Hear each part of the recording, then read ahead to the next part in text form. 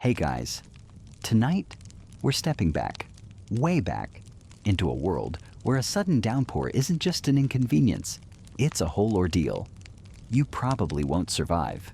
Let's be honest. So, before you get comfortable, take a moment to like the video and subscribe, but only if you genuinely enjoy what I do here. Let me know in the comments where and when you're tuning in. From now, dim the lights, maybe turn on a fan for that soft background hum, and let's ease into tonight's journey together. You find yourself standing in the heart of what feels like a bustling medieval market street.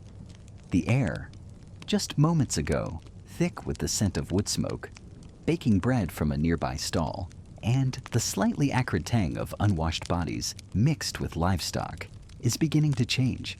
There's a new smell, a petrichor that's almost aggressive, as the dust from the unpaved thoroughfare starts to dampen. You look up, the sliver of sky visible between the leaning timber-framed houses, their upper stories jutting out precariously over the lane, has turned a bruised, ominous gray. It's that deep, unsettling color that promises more than just a passing shower. And then it happens. The first drop, it lands with a surprising coldness on your cheek. Another splatters on the back of your hand. You instinctively glance around, your modern mind searching for the nearest doorway, the quickest dash to a car, or at the very least, that compactest foldable marvel you usually have tucked away in your bag. But here, in this jumble of wattle and daub walls and rough-hewn market stalls, there's nothing of the sort. No colorful canopy unfurls with a satisfying thwump. No one rushes to deploy a personal shield against the heavens. The concept of an umbrella, that simple, ingenious device, simply doesn't exist in this consciousness. It's quite the design flaw for a species that largely lives outdoors, isn't it?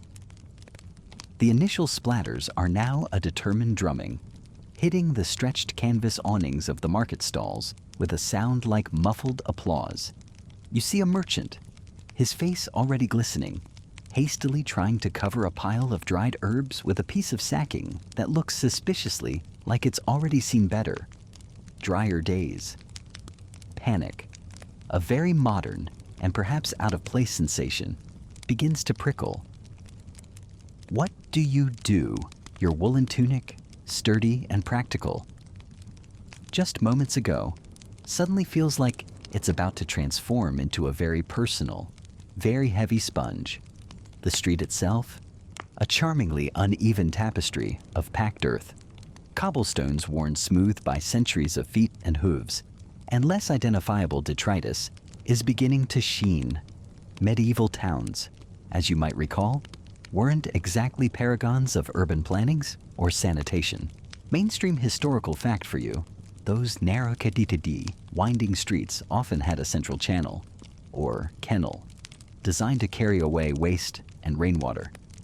Except, carry away is a generous term. More often, it just swirled it around a bit. So, as the rain intensifies, that charming earthen path is rapidly devolving into a muddy, fragrant soup. Delightful. You see others reacting, but not in the way you'd expect. There's no sudden flurry of Gore-Tex or brightly colored plastic ponchos. Some people, the ones with perhaps a bit more foresight or just a thicker cloak, pull their hoods tighter, hunch their shoulders, and simply carry on. Their movements become a little more hurried, a little more stooped, but the idea of halting daily life for a bit of water from the sky seems almost alien. You suppose when your entire existence is a bit of a gamble against the elements, a downpour is just another Tuesday. Others, less stoic, or perhaps just caught further from their destination, begin to edge towards the slight overhangs offered by the jettied upper floors of the buildings.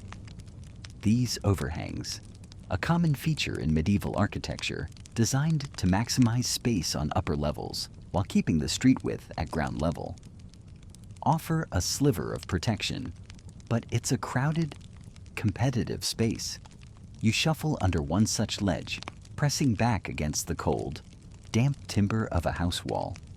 The wood is dark with moisture, and a trickle of water is already finding its way down a crack near your shoulder. The air here is thick with the smell of wet wool, damp leather, and the collective breath of a dozen strangers, all trying to occupy the same few square feet of relative dryness. It's cozy, in a deeply uncomfortable, medieval sort of way. You spot a rather portly fellow whose wide-brimmed felt hat is slowly succumbing to gravity, its brim drooping comically over his eyes, like a very sad, soggy spaniel. That's about the peak of personal rain-repelling technology you're seeing right now. No fancy waterproof membranes here, just materials that get wetter, slower. A quirky little tidbit for you, while dedicated rain gear, as we know it, was absent. Some folks might have possessed cloaks treated with oils or waxes to offer a degree of water resistance. Think less waterproof and more water-reluctant for a short period. These wouldn't have been common, nor particularly effective in a serious deluge, but they represented an attempt. However, for most, getting wet was just part of the deal. Historians still argue whether the general populace developed a higher tolerance for dampness and cold, or if the chronicles of the era simply underreport the sheer misery of being perpetually soggy because, well, what else was new? The rain is a solid sheet now, a relentless cascade that blurs the edges of the world. The sounds of the market, the calls of vendors, the clatter of goods, the murmur of bartering are all but drowned out by the roar of the downpour. You can see rivulets of muddy water carving paths through the street, pooling in ruts, and threatening to turn the whole lane into a minor tributary. Your feet, clad in simple leather turnshoes, are already soaked. A chill is beginning to creep into your bones, a damp, insidious cold that modern heating has made us forget. You shiver, and it's not just from the temperature. It's the realization of helplessness, the sheer unadulterated inconvenience of it all without your trusty 21st century solutions.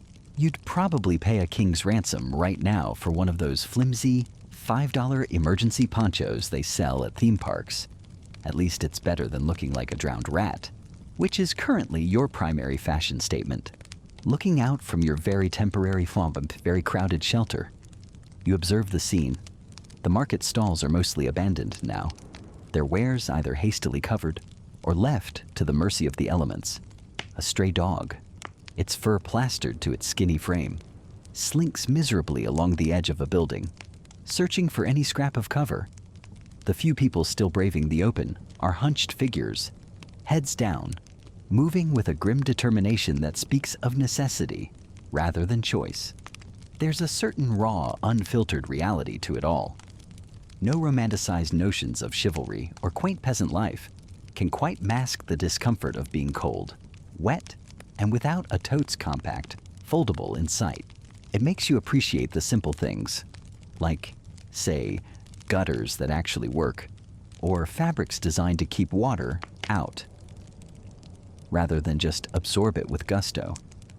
This, right here, is the unglamorous, often overlooked, everyday challenge of a world before our modern conveniences. No umbrella, no problem, said no one ever probably.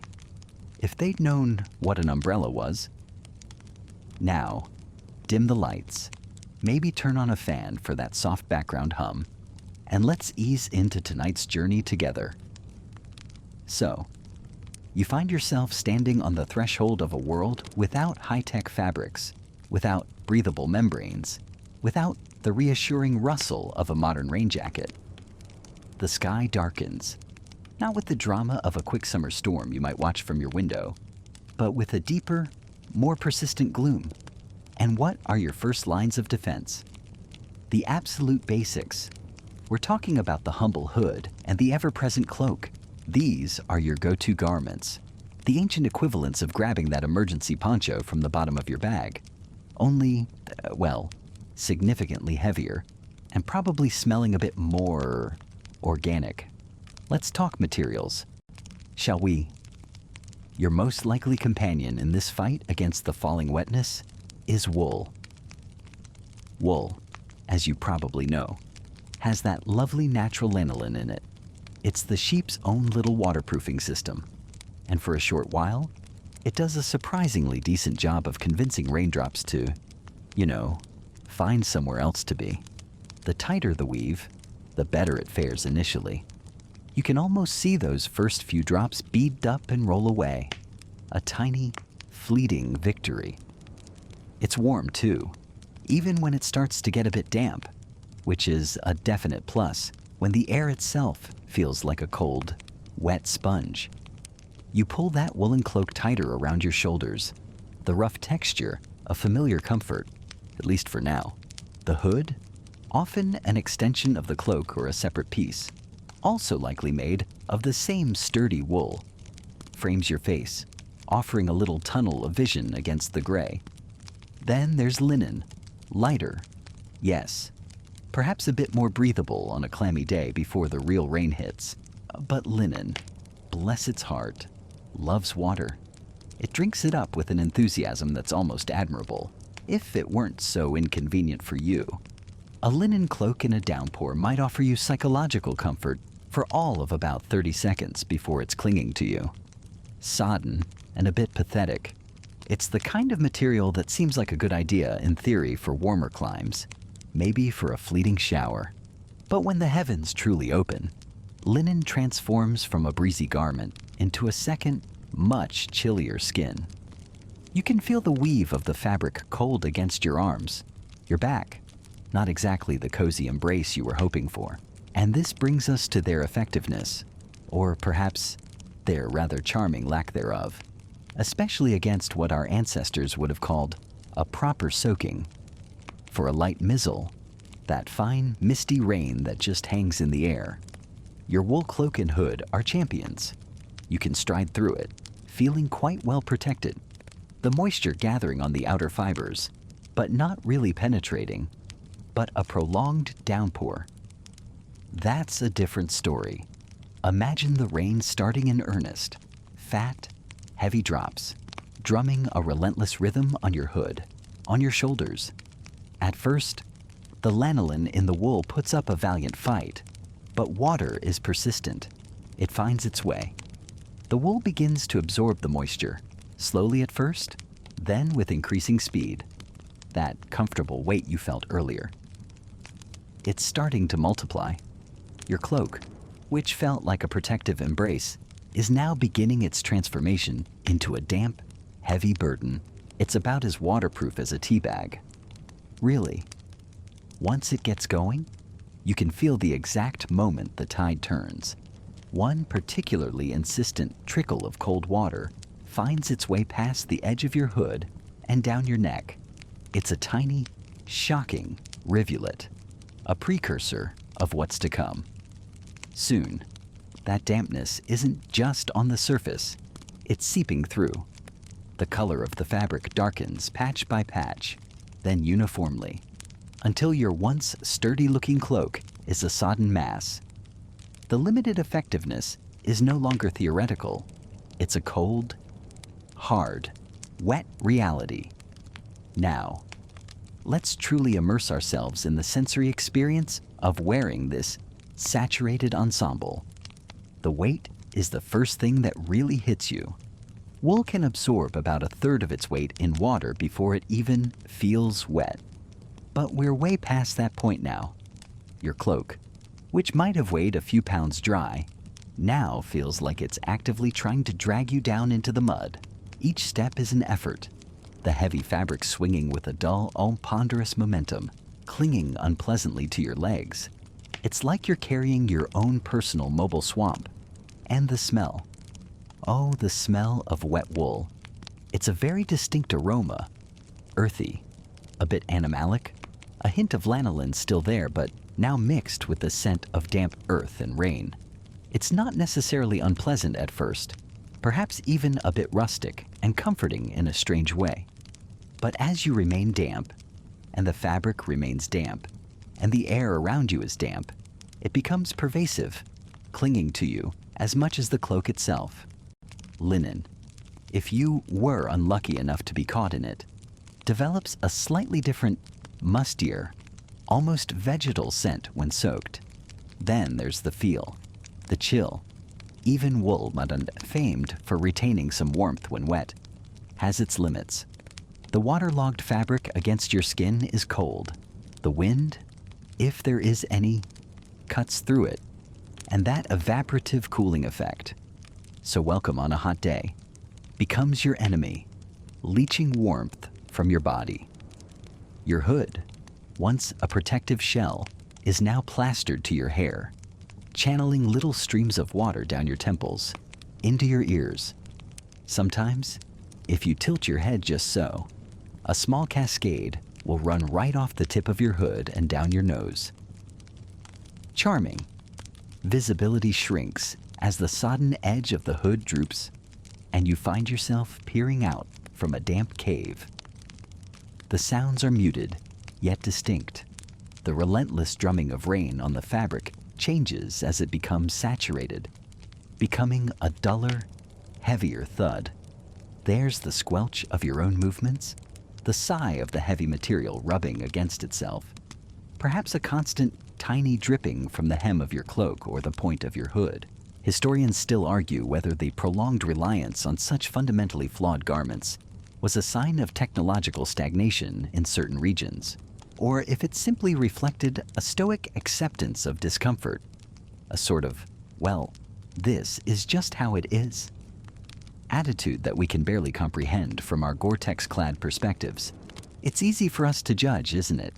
With our breathable layers and DWR coatings, and it wasn't just about staying dry or, well, less wet. The fullness and even the dye of your cloak could speak volumes about your social standing. A richly dyed, full-cut woolen cloak. You're doing all right. A threadbare, patchy linen thing. Maybe not so much. Some dyes were incredibly expensive, derived from rare insects or mollusks, making your cloak a sort of a walking bank statement, albeit one that smelled faintly of damp sheep after a shower. This is one of those quirky little tidbits you unearth, that your outerwear was as much a social signifier as a practical item, even if its practicality was, shall we say, debatable in a deluge. You might look important, but you'd still be just as soggy as the next person. Perhaps even more so if your grand cloak had more surface area to absorb the downpour, giving it the advanced aerodynamic properties of a wet sheep. So, you trudge on, wrapped in your heavy, damp, slightly fragrant cocoon. The hood does its best, but water has a way of defying simple barriers. It creeps in, it soaks through, it makes its presence known. The cloak, for all its sweeping grandeur or humble utility, becomes a testament to the sheer persistence of water. It's a far cry from the sleek, engineered protection we're used to. A very real, very damp reminder of a time when staying dry was less of a science and more of, well, a hopeful aspiration. You are, quite literally, soaked to the bone. And this is just the beginning of your journey into understanding how people coped, or didn't, with the whims of the weather. The simple hood, the basic cloak, they are the foundation, the starting point. And frankly, they leave a lot to be desired. Right? So we've established that staying perfectly dry in a downpour wasn't exactly a given. Not like popping up your automatic umbrella today. You're trudging along a muddy track. The sky has that bruised, heavy look it gets. Just before it truly lets loose, and you're relying heavily on that woolen cloak we've become so familiar with. Remember how we talked about the different qualities of wool, and how some were finer, some coarser. Well, when it comes to rain, the density of the weave and the natural lanolin content are your best friends. For a little while, as those first fat drops begin to fall, you might feel a small sense of smugness. The water beads up on the surface of your cloak, like tiny mercury balls, especially if it's a newer garment or one made from particularly greasy wool. This is that lanolin, nature's own little waterproofing agent, doing its job. Sheep are, after all, out in all weathers, and their fleece has evolved to offer some protection. So, for a light shower, or if you can find some temporary shelter quickly, you might escape relatively unscathed, just a bit damp on the surface. You can almost feel that slight, oily resilience in the fabric as you huddle, the rain pattering a rhythmic tune on your hood. But let's be honest with ourselves. Medieval England, or indeed much of medieval Europe, wasn't known for its brief, polite showers. When it rained, it often rained. A persistent, soaking affair that could last for days. And that's where wool, for all its virtues, starts to show its limitations. As the rain continues, that lanolin barrier is overwhelmed. The water begins to seep into the fibers. Slowly at first, then with increasing determination. You'd notice the color of your cloak darkening in patches, the fabric becoming heavier, clinging more. That initial smugness, it's long gone, replaced by a damp, resigned acceptance. The weight is significant. Wet wool is heavy.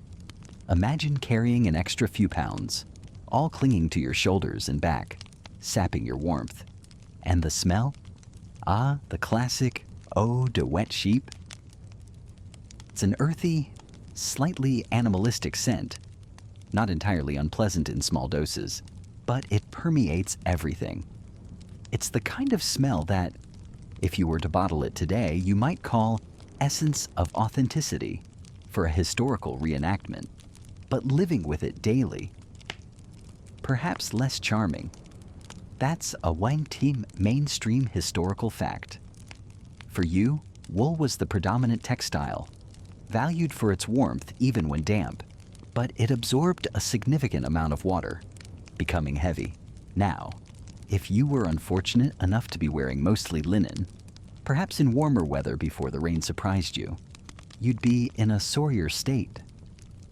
Linen, as we touched upon, is wonderfully breathable in the heat, but it has virtually no water resistance. It soaks through almost instantly, becoming a cold, clammy second skin.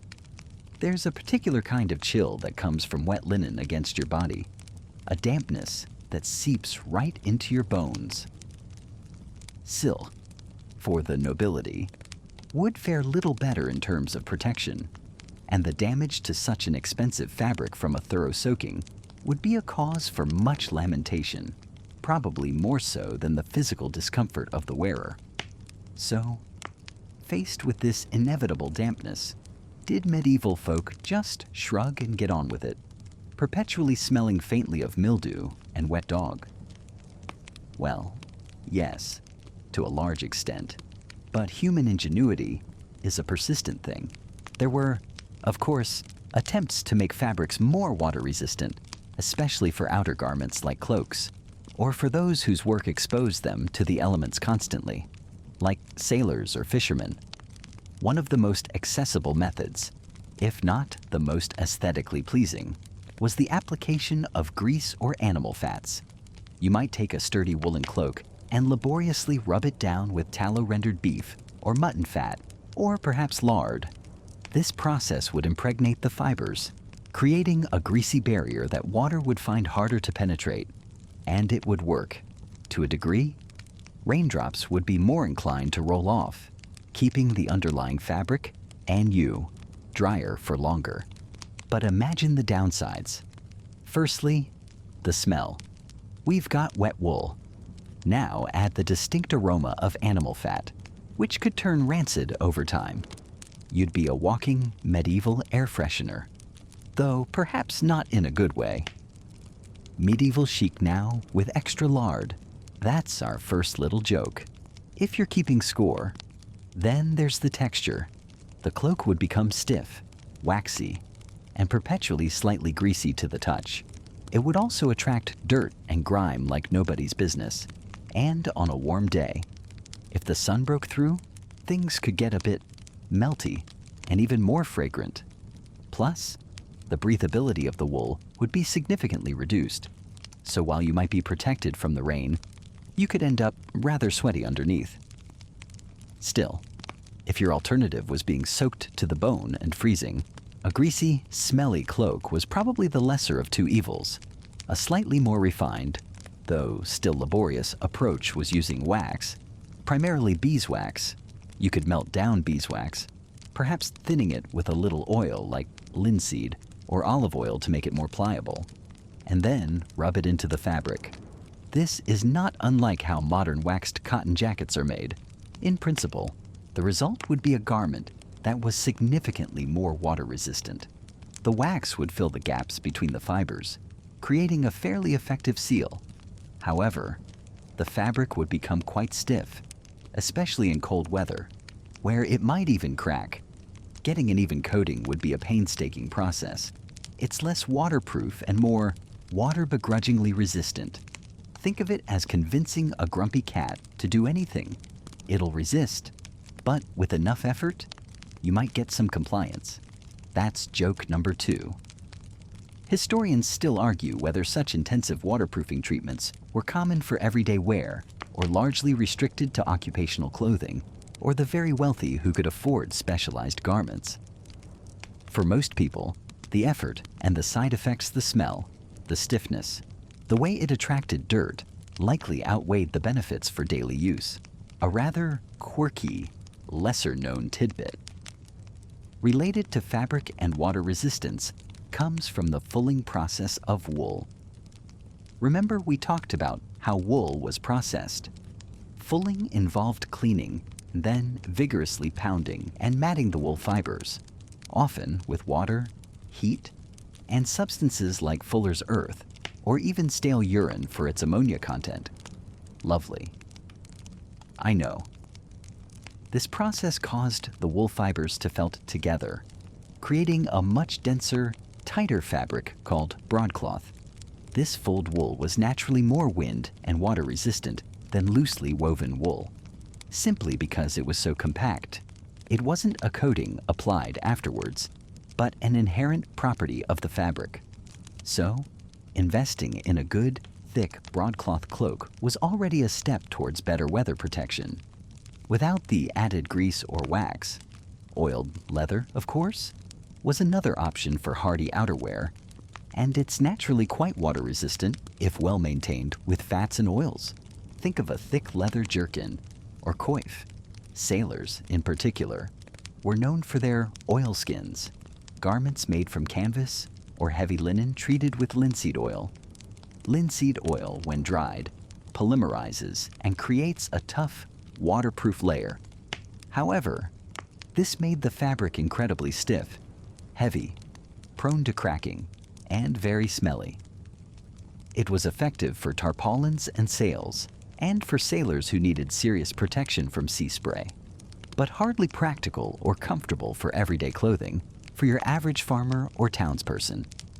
You wouldn't want to wear your best linseed oil-treated tunic to the village dance unless you were trying to make a very specific and probably very pungent statement. Is that linseed oil you're wearing? Or are you just happy to see me and also on fire risk? That's our third little jest. So, for most people, dealing with the rain was less about achieving true waterproofness and more about mitigation. This meant relying on the natural properties of wool, layering clothing, so the outer layers absorbed the brunt of the weather, seeking shelter when possible, and then the inevitable process of drying out by the fire. You can almost feel that damp chill seeping into your bones as you imagine it. The weight of the wet fabric, the slightly musty smell of a medieval home on a rainy day, filled with steaming clothes and wood smoke. It certainly makes you appreciate your lightweight, breathable, modern raincoat. Doesn't it? That marvel of synthetic fibers and clever coatings that keeps you perfectly dry without making you smell like a farm animal that's been rolling in old candles. It's a quiet kind of magic we often take for granted. The rain, when it comes, isn't a gentle patter. It's a sudden, decisive downpour. The kind that feels like the sky itself has just given up and decided to empty its entire bladder in one go. You feel the first cold splash on your cheek, then another, and suddenly, the air is thick with the scent of wet stone and damp earth. Remember that bustling marketplace we were just exploring? Imagine it now, the chatter suddenly punctuated by surprised yelps and the scurry of feet. Now, how you react, how you cope with this deluge, depends enormously on the weight of the coins in your purse, or, more likely, the lack thereof. If you're fortunate, perhaps you're already swathed in good, thick wool, not exactly Gore-Tex. Mind you, we're not quite there yet. But a well-made woolen cloak can repel a surprising amount of water, at least for a while. You might feel the dampness begin to seep in at the shoulders, a cool reminder of the outside world, but it's a slow creep, not an immediate soaking. You probably have a sturdy pair of boots, too, ones that don't immediately turn into miniature, squelchy foot baths. As the rain intensifies, you might signal to your coachman, if you're grand enough to have one, or perhaps you duck into a nearby coffee house, the kind with steamy windows and the rich aroma of roasted beans. Inside, it's a haven. You can shake off your cloak, perhaps hand it to a waiting servant if you're really living the high life, and settle by a crackling fire. You watch the rain through a clean pane of glass, a mere spectacle, an abstract painting of gray streaks against the world. You might even find it rather atmospheric. You can afford to. Your work, if you even call it that, doesn't require you to be wrestling with muddy cartwheels or hawking wares in a downpour. Perhaps you'll send a servant out with a message, because why would you brave the elements they're paid to get wet? Aren't they? It's a bit like today, really. Some people check the weather app and decide to work from home. Others have to deliver the packages for those working from home. Rain or shine, it's the historical equivalent of someone saying, "Oh, my driver will handle the storm." The wealthy even had dedicated items for this. Think of sedan chairs, those enclosed boxes carried on poles by sturdy chairmen. You're essentially in your own little portable room, shielded from every drop. Or, as time goes on, better carriage designs ensure you're not just dry, but also not being bounced around like a pea in a drum. The quality of your shelter, both mobile and stationary, makes the rain an inconvenience, a topic of polite conversation, rather than a genuine threat to your comfort or health. Your home is likely well maintained. The roof sound, the windows properly glazed, the rhythmic drumming on the tiles above is a soothing sound, a lullaby, not a prelude to drips on your bed. It's a mainstream historical fact that the invention of the Macintosh raincoat by Charles McIntosh in 1824 using a rubberized fabric was a game changer. But before that, various oilcloths and treated wools offered some protection, primarily to those who could afford such specialized garments. These weren't your everyday wear. More like specific foul weather gear for the affluent, probably came in one color rich. Now, let's step out of that cozy, firelit room and back into the street, into a different pair of shoes. Or perhaps no shoes at all, just bare feet on cold, slick cobblestones. If you're one of the vast majority, the poor, this sudden rain is not an atmospheric event. It's a misery. Your clothing is likely thin, patched, and made of coarse, cheap fabric, linen or rough wool that soaks through in moments. You don't have layers to trap warmth, just a single sodden garment clinging to your skin, leaching away any body heat. A hat, if you have one, is probably a limp, dripping affair, channeling rivulets of cold water down your neck and back. You feel the chill seep into your bones almost instantly. Forget servants or carriages. You are the servant, or the laborer, or the street vendor whose meager takings depend on being out here. Rain or shine, that barrow of vegetables, those trinkets you're trying to sell, they're getting soaked too, possibly ruined. Your workplace is the outdoors. Staying inside isn't an option when your family's next meal depends on the pennies you earn today. So, you huddle under a leaky awning if you're lucky, or just endure. You might try to shield your wares with your own body, a futile gesture against the relentless downpour. The phrase rain check clearly wasn't invented by someone selling wilting cabbages in a historical downpour. Your home, when you finally trudge back to it, offers little respite. Remember those charmingly rustic cottages we sometimes romanticize? Many were damp, drafty, with roofs that, shall we say, had an open-door policy for raindrops.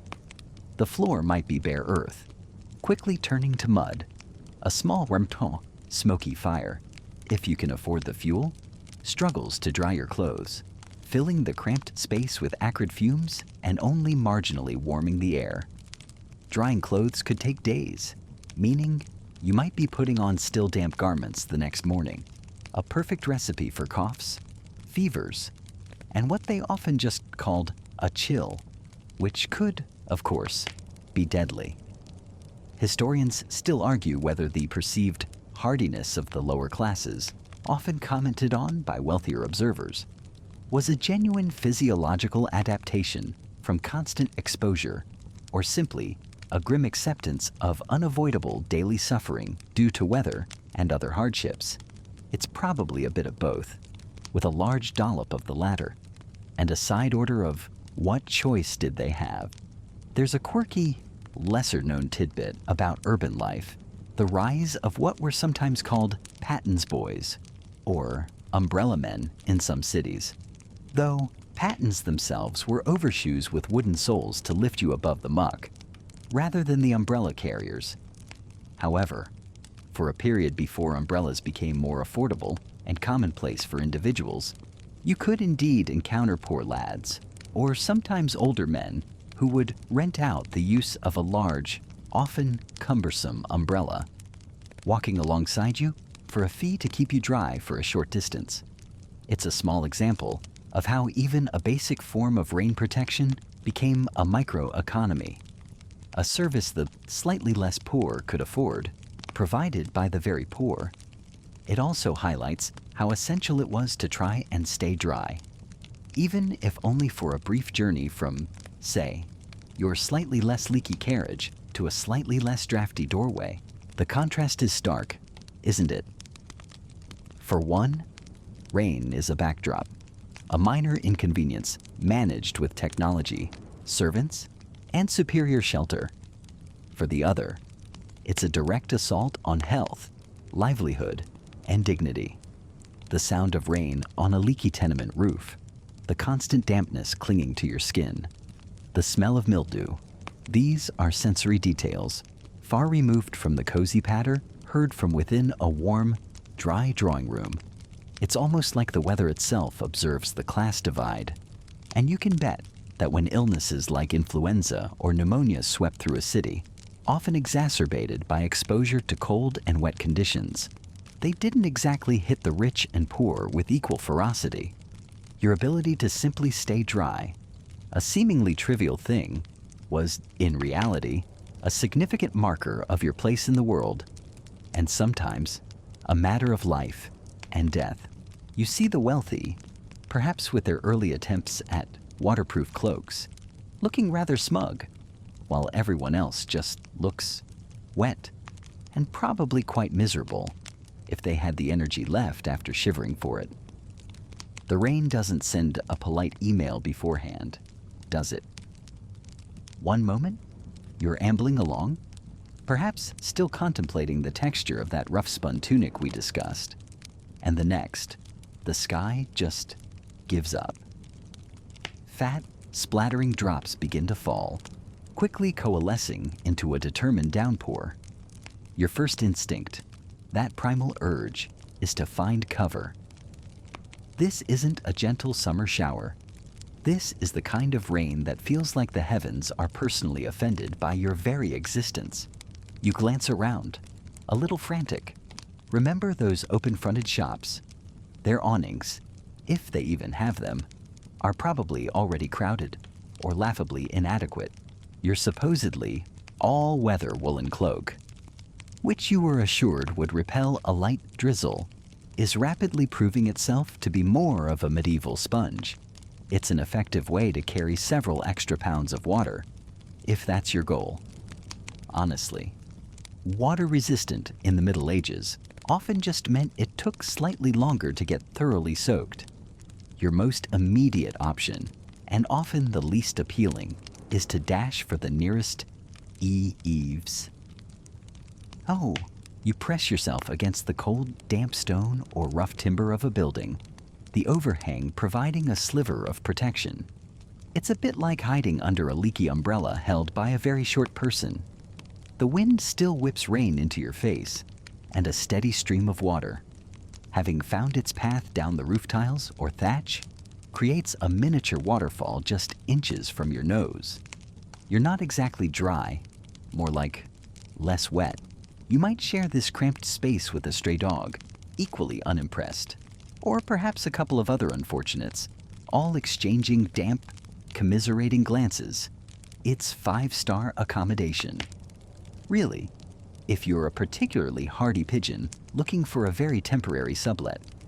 If you're lucky, you might be near a covered market area. These medieval equivalents of a pop-up mall offer a more substantial reprieve.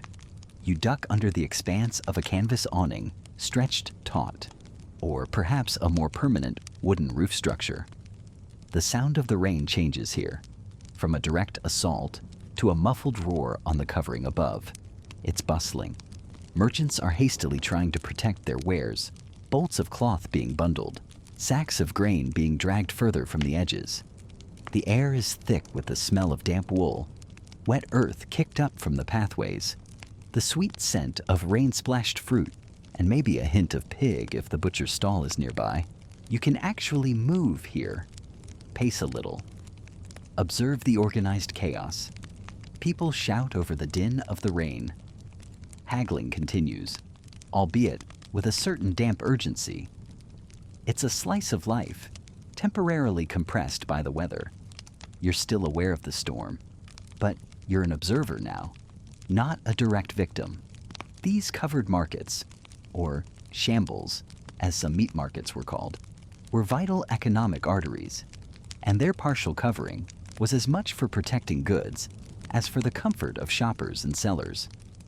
Perhaps you spot a Tavern TN sign creaking mournfully in the wind, a beacon of potential warmth and cheer. If you've got a coin or two, this is a tempting prospect. You push open the heavy wooden door, and a wave of sound and smell washes over you. It's a stark contrast to the chill outside.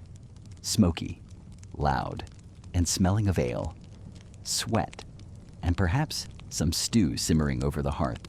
The rain is a muted drumming here, a background beat to the clatter of tankards and boisterous conversation. Finding a spot might be tricky.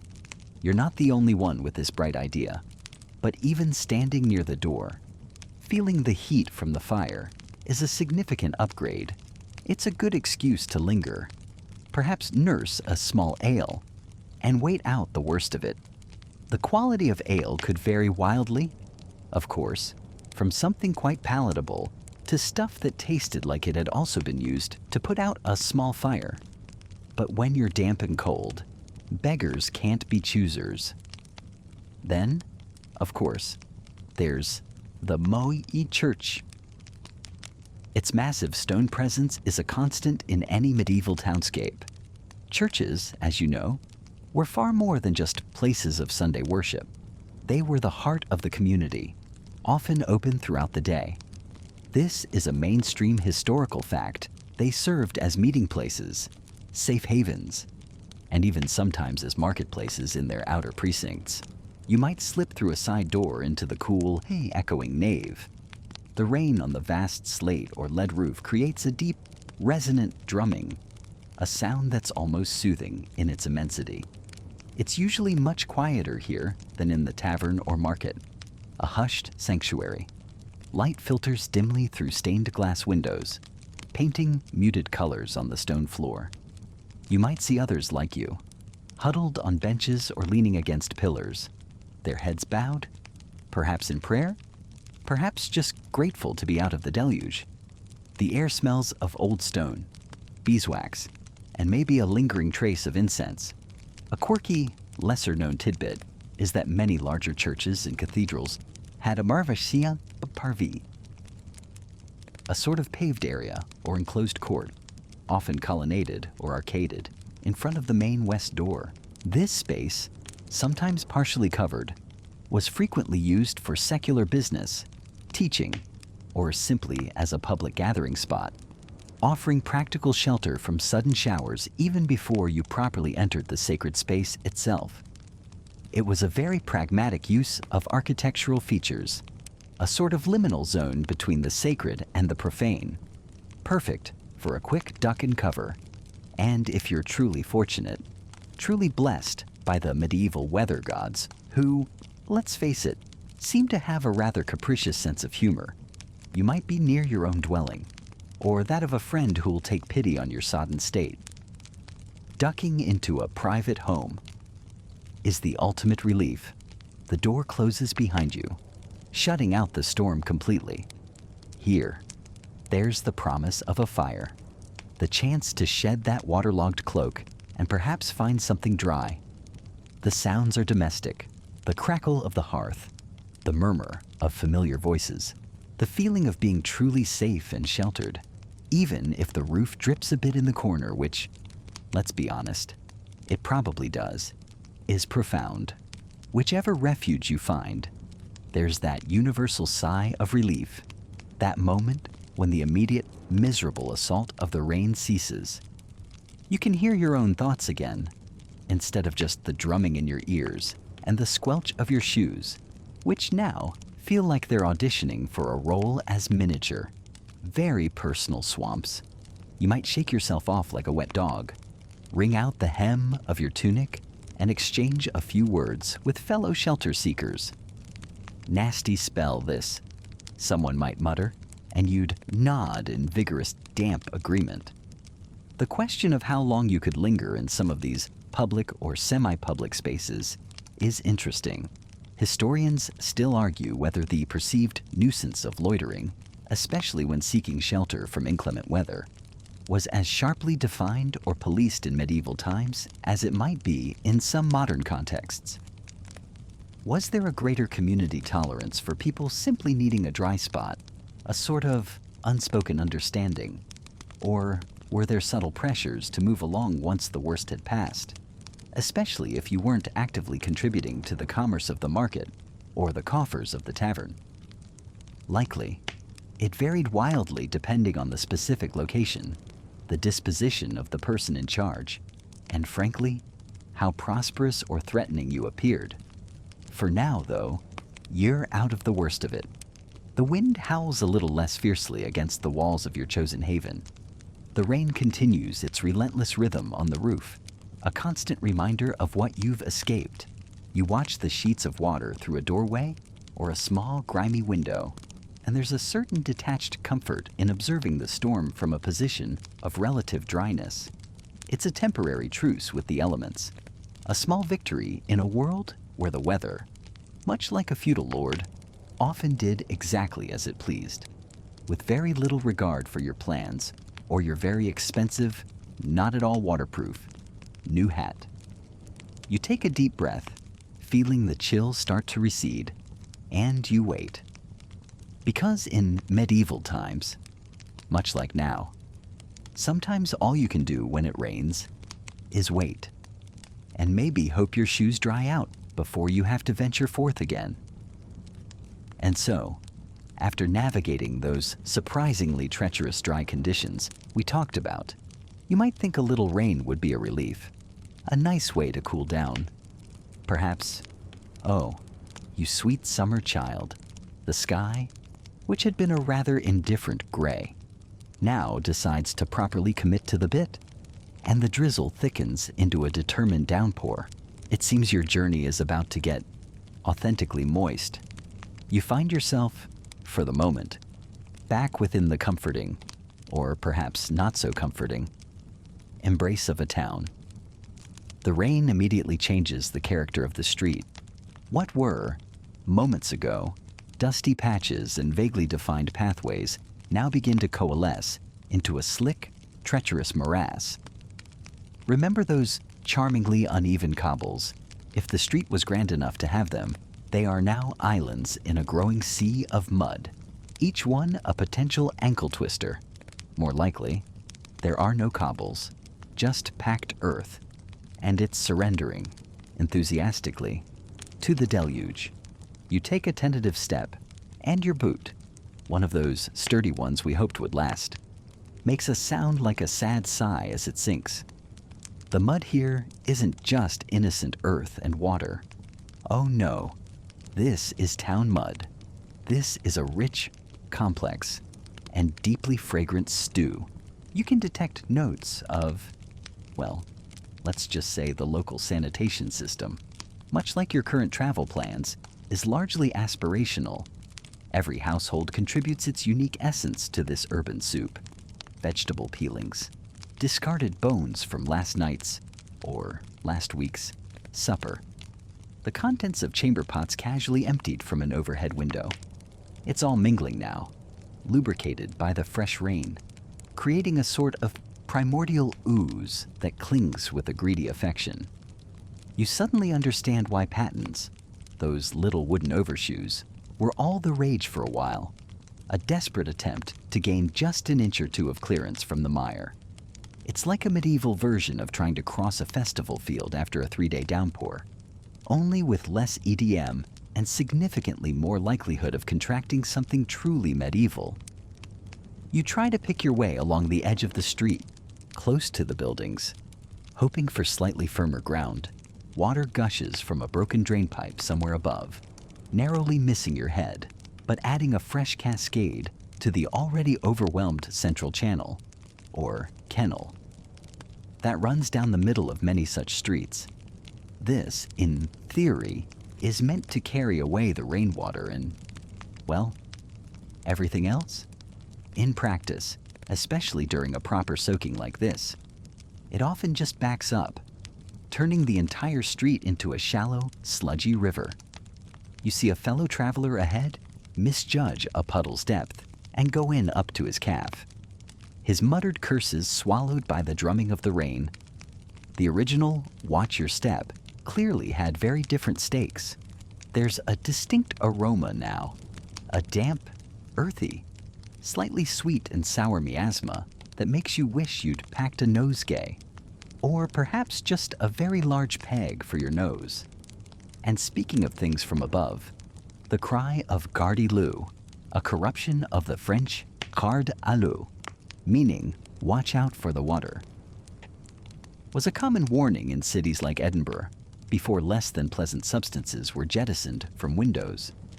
Though, frankly, in this downpour, any warning shout is likely to be lost in the general watery chaos. Then, perhaps you find yourself escaping the town, or maybe your journey simply takes you through open countryside next. The rain here feels different. It's cleaner.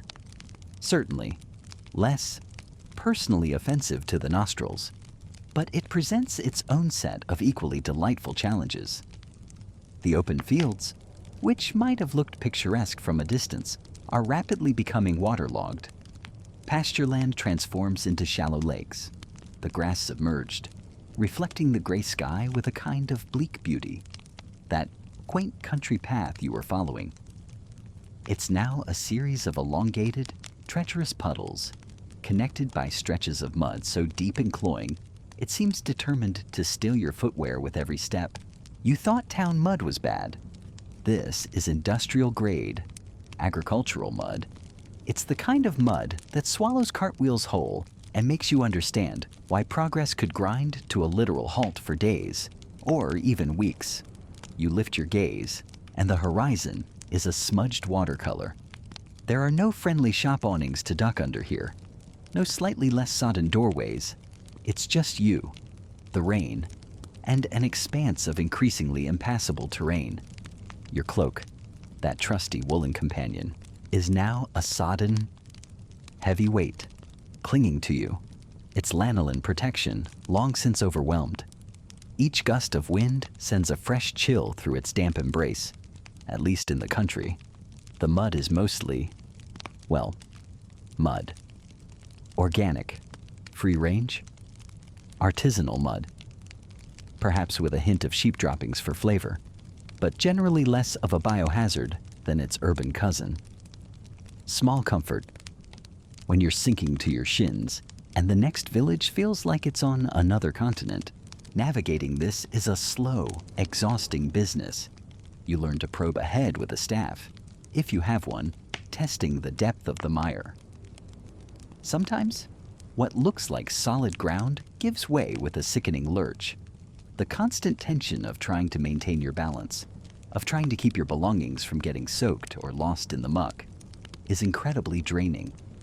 And imagine trying to guide a cart or livestock through this. Animals, just like people, struggle and slip, their hooves churning the ground into an even worse state.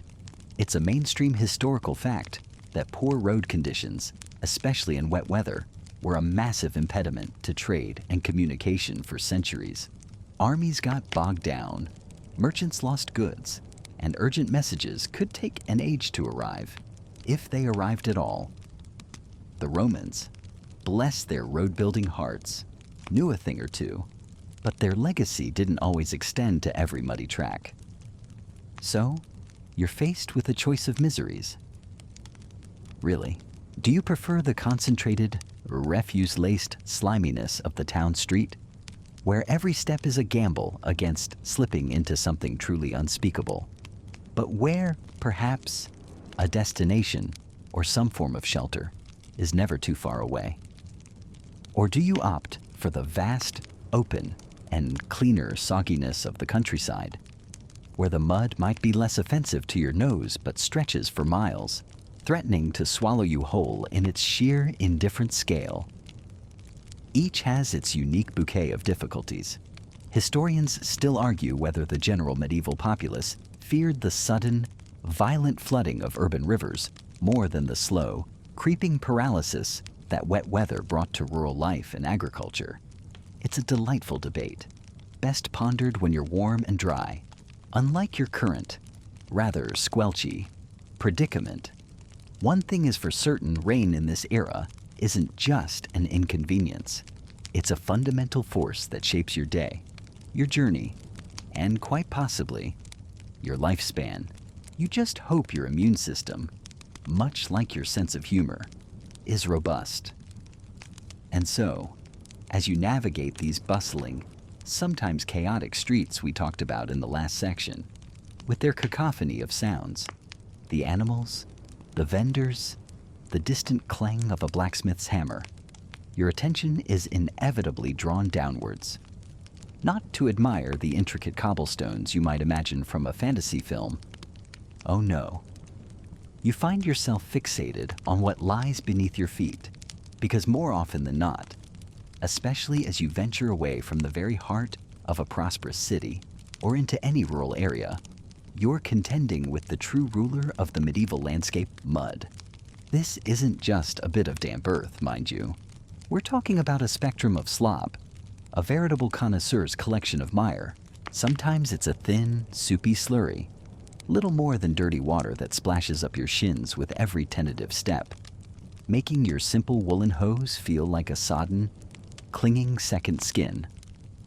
Other times, and perhaps more characteristically, it's a thick, glutinous porridge. This is the kind of mud that possesses a malevolent sentience, a sticky, cloying substance that seems to actively want your shoes. It sucks at your feet with an audible schlorp petient, each step an effort, a minor battle won against the earth's greedy embrace. You can almost hear it whispering, "Just leave the shoe. It'll be easier for both of us." Imagine the main thoroughfare of a moderately sized town after a few days of persistent rain. There are no storm drains as we know them, no neatly crowned roads designed to shed water. Instead, you have a wide, rutted expanse, churned by countless wooden cartwheels, animal hooves, and human feet into a quagmire. The ruts themselves become miniature canals of muck, sometimes treacherously deep. The consistency here is key. It's often a dense, clay-like concoction, the color of overbrewed tea, or perhaps a less appetizing, darker, more ominous brown, hinting at what else might be mixed in. Remember that general lack of sanitation we've touched upon? Well, the mud is its loyal companion, often infused with animal dung, discarded food scraps, and goodness knows what else. The aroma, especially on a warmer day, is robust. Let's just say it's a far cry from a modern spa's mud bath, unless that spa is having a very, very bad day. Movement, as you can guess, becomes an art form, a slow, deliberate dance. You watch others, learning quickly. People tend to walk with a slightly wider gait, their eyes scanning the ground ahead like seasoned trackers. They're looking for the path of least resistance, a slightly higher ridge of compacted earth, perhaps a discarded piece of wood, or the dubious-looking series of uneven stones someone optimistically threw down in a particularly bad spot. There's a distinct lack of graceful gliding. It's more of a careful, sometimes lurching, progress. If you're wealthy enough to be on horseback, you're elevated above the worst of it.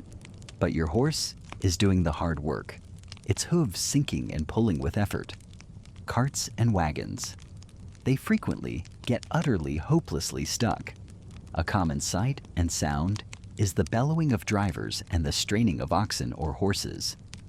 Wheels spinning uselessly, deepening the ruts for the next unfortunate traveler. It's a mainstream historical fact that travel times were incredibly slow and unpredictable. Largely due to the state of these unpaved roads, a journey of a few dozen miles could easily take several days, especially in wet weather. That 20-minute commute you'd dread medieval. You would laugh, then probably cry a bit into their muddy sleeve. So, how do you cope?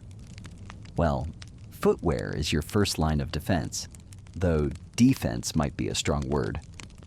For many, it's simple leather turn shoes, which, while better than bare feet, quickly become saturated and caked. But for those with a little more foresight or means, there are patents. Picture this: a wooden sole, often raised up on iron rings or wooden blocks, that you strap over your regular shoes. They're like medieval platform shoes, but purely for practical, mud-avoiding purposes. Walking in them is a skill in itself. They clatter noisily on any firm surface and can be a bit precarious, but they do elevate you an inch or two above the muck. It's a rather quirky image, isn't it? Rows of people clattering along, slightly elevated, trying to maintain their balance.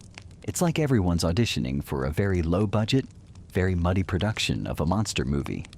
Taking these giant, careful steps, some towns, particularly the more organized ones, might have raised wooden boardwalks or duckboards laid down in the worst sections, especially near market stalls or important buildings. These are a godsend, though often narrow and rickety. Stepping off one by mistake means an instant, squelchy reminder of what you were trying to avoid. Historians still argue whether the limited attempts at laying down planks or gravel in certain town sections were primarily for public convenience, or if they were more about preserving the cleanliness and accessibility of areas frequented by the wealthier echelons of society. You learn to read the mud. Is it freshly wet and likely to be slippery, or has it started to dry, forming a cracked, uneven crust that might hide a still soft patch beneath? You develop an instinct for it. 4. You also become adept at using a walking staff, not just for balance, but also to probe the depth of suspicious-looking puddles before committing your foot. You might see people carrying bundles of rushes or straw to throw down in particularly egregious spots in front of their homes or shops. A temporary and often fragrant solution. Children, of course, probably find the whole thing a magnificent playground. much to their parents' despair. I mean, who needs expensive sensory bins when you have an entire street full of, well, that? The sheer effort of moving through this environment day in, day out is exhausting. It seeps into everything. Quite literally, hemlines of gowns and tunics are perpetually stained brown. The floors of dwellings, even with rushes strewn about, carry traces of the outside world. It's a constant, low-level struggle, a gritty reality that shapes daily life in ways we, with our paved roads and Gore-Tex boots, can scarcely imagine. So, as you pick your way carefully along, trying to avoid that particularly ominous-looking puddle, remember that this relentless, sticky, all-encompassing mud is as much a character in the medieval story as any king or knight. It's the great equalizer, a shared experience for rich and poor alike, though the rich might have taller pattens, and you just know someone, somewhere, has definitely lost a shoe in a deep patch and just left it there. A silent offering to the mud gods, a timeless tragedy, really. And just as you're contemplating the sheer, unadulterated romance of it all, that gentle breeze we were enjoying, remember that soft caress on your cheek. Well, it picks up a little, and a little more. The sky, which was a perfectly agreeable, if somewhat indecisive, shade of gray, now decides to commit fully to the dark side. You feel a drop, then another. It's almost quaint, isn't it? Like the opening scene of a budget period drama. But then those drops become an insistent patter, and that patter escalates into a full-blown medieval meteorological tantrum. There's no polite drizzle here. This is the kind of rain that means business.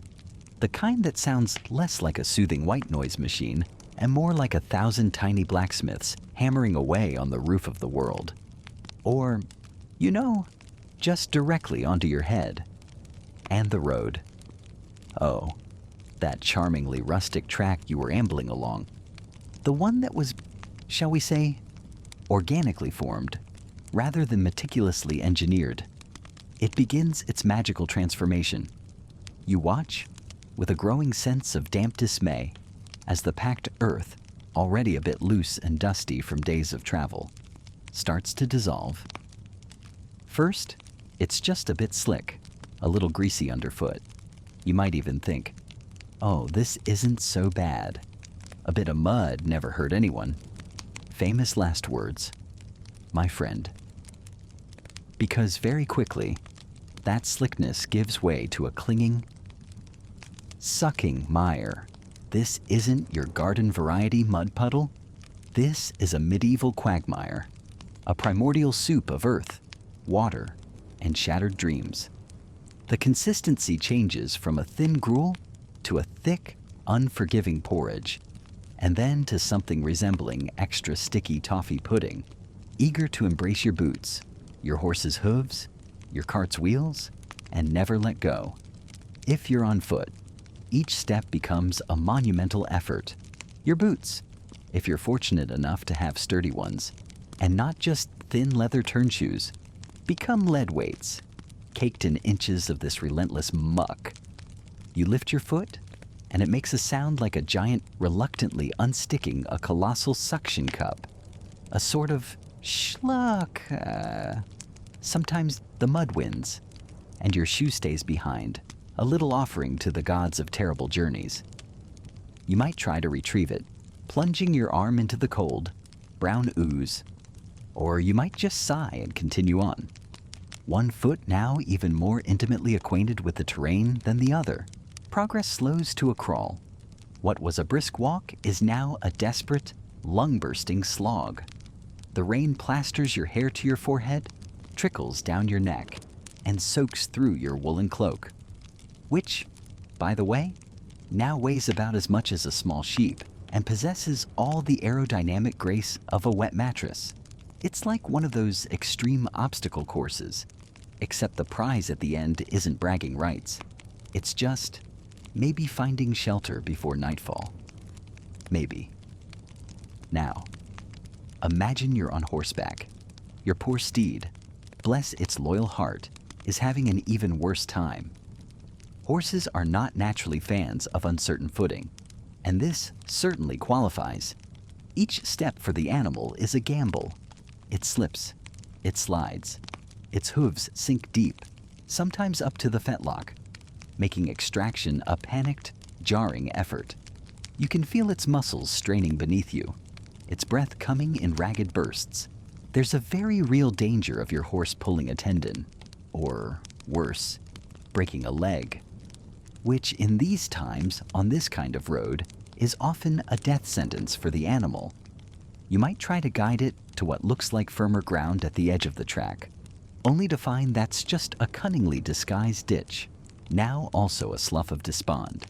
Many riders would choose to dismount, to spare their horse the added weight, and to try and lead it through the worst patches, meaning you're now sharing the footslogger's delightful experience. Plus, you have a terrified, half-ton animal to manage, and if you're attempting this journey with a cart. Oh, you ambitious soul. You truly are an optimist, or perhaps just someone with a lot of very important, and soon to be very muddy, stuff to transport. The wheels, those marvels of medieval engineering, are now your greatest enemy. They don't roll. They churn. They sink. They get bogged down with an almost gleeful tenacity. The narrow iron rims, if your cart even has them, slice into the mud, and then the mud closes in above the hub. Your oxen or draft horses strain, their hooves churning the muck into an even more impassable soup, their eyes wide with effort and probably a fair bit of bewilderment at their human's life choices. The rhythmic creak and groan of the wooden cart, which might have been a companionable sound on a dry day, now becomes a symphony of impending disaster. An axle might crack under the strain of being levered out of a particularly deep rut. Your precious cargo, perhaps those bolts of wool or barrels of ale we talked about earlier, is at risk of being soaked, stained, or simply lost as the cart tilts precariously.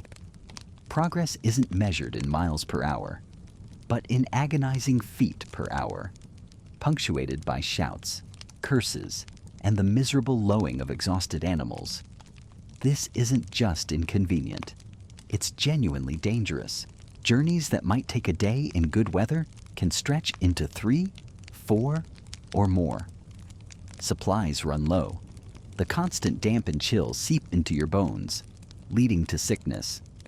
You can't see more than a few yards in the driving rain, making navigation a guessing game.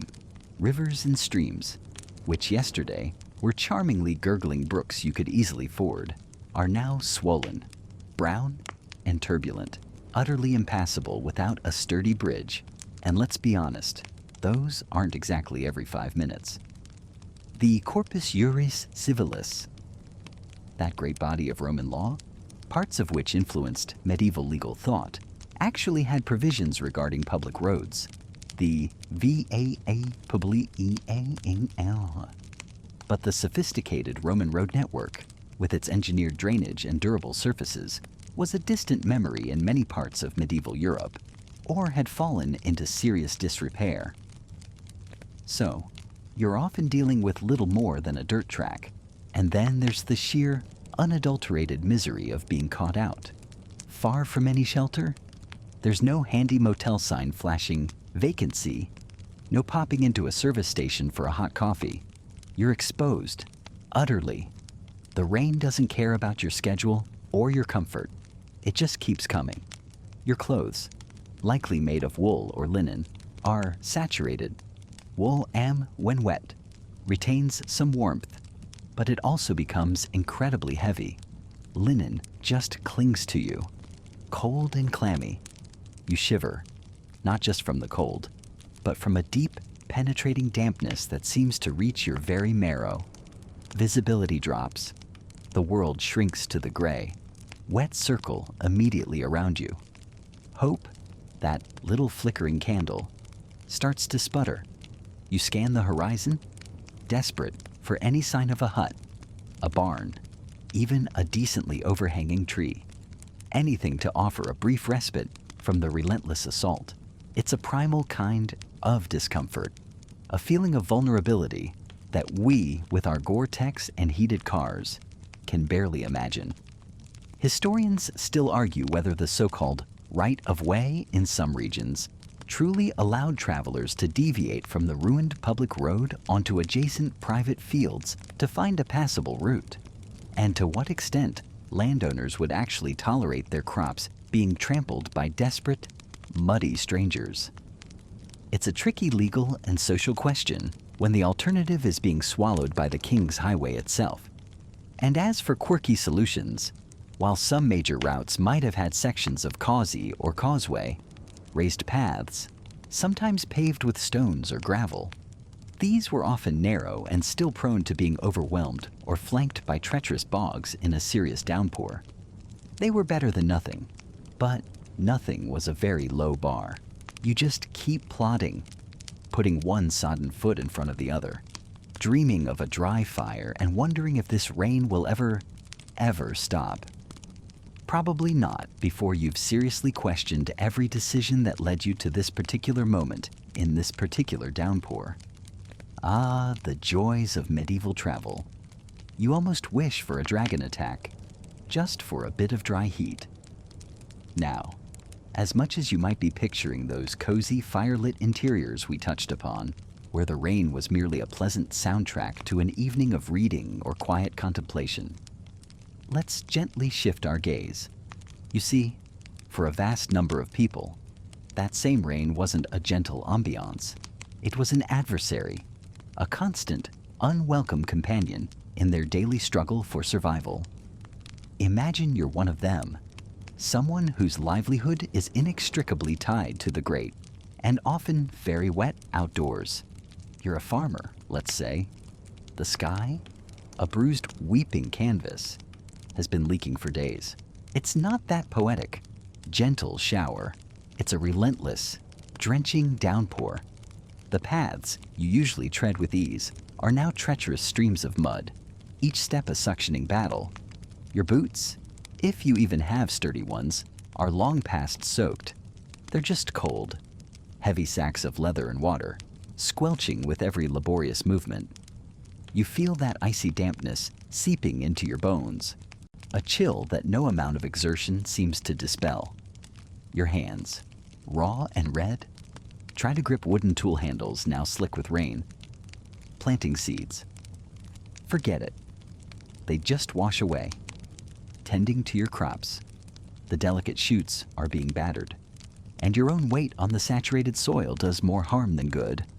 Harvesting becomes a race against rot, the fruits of your labor heavy with excess water, prone to bruising and spoilage.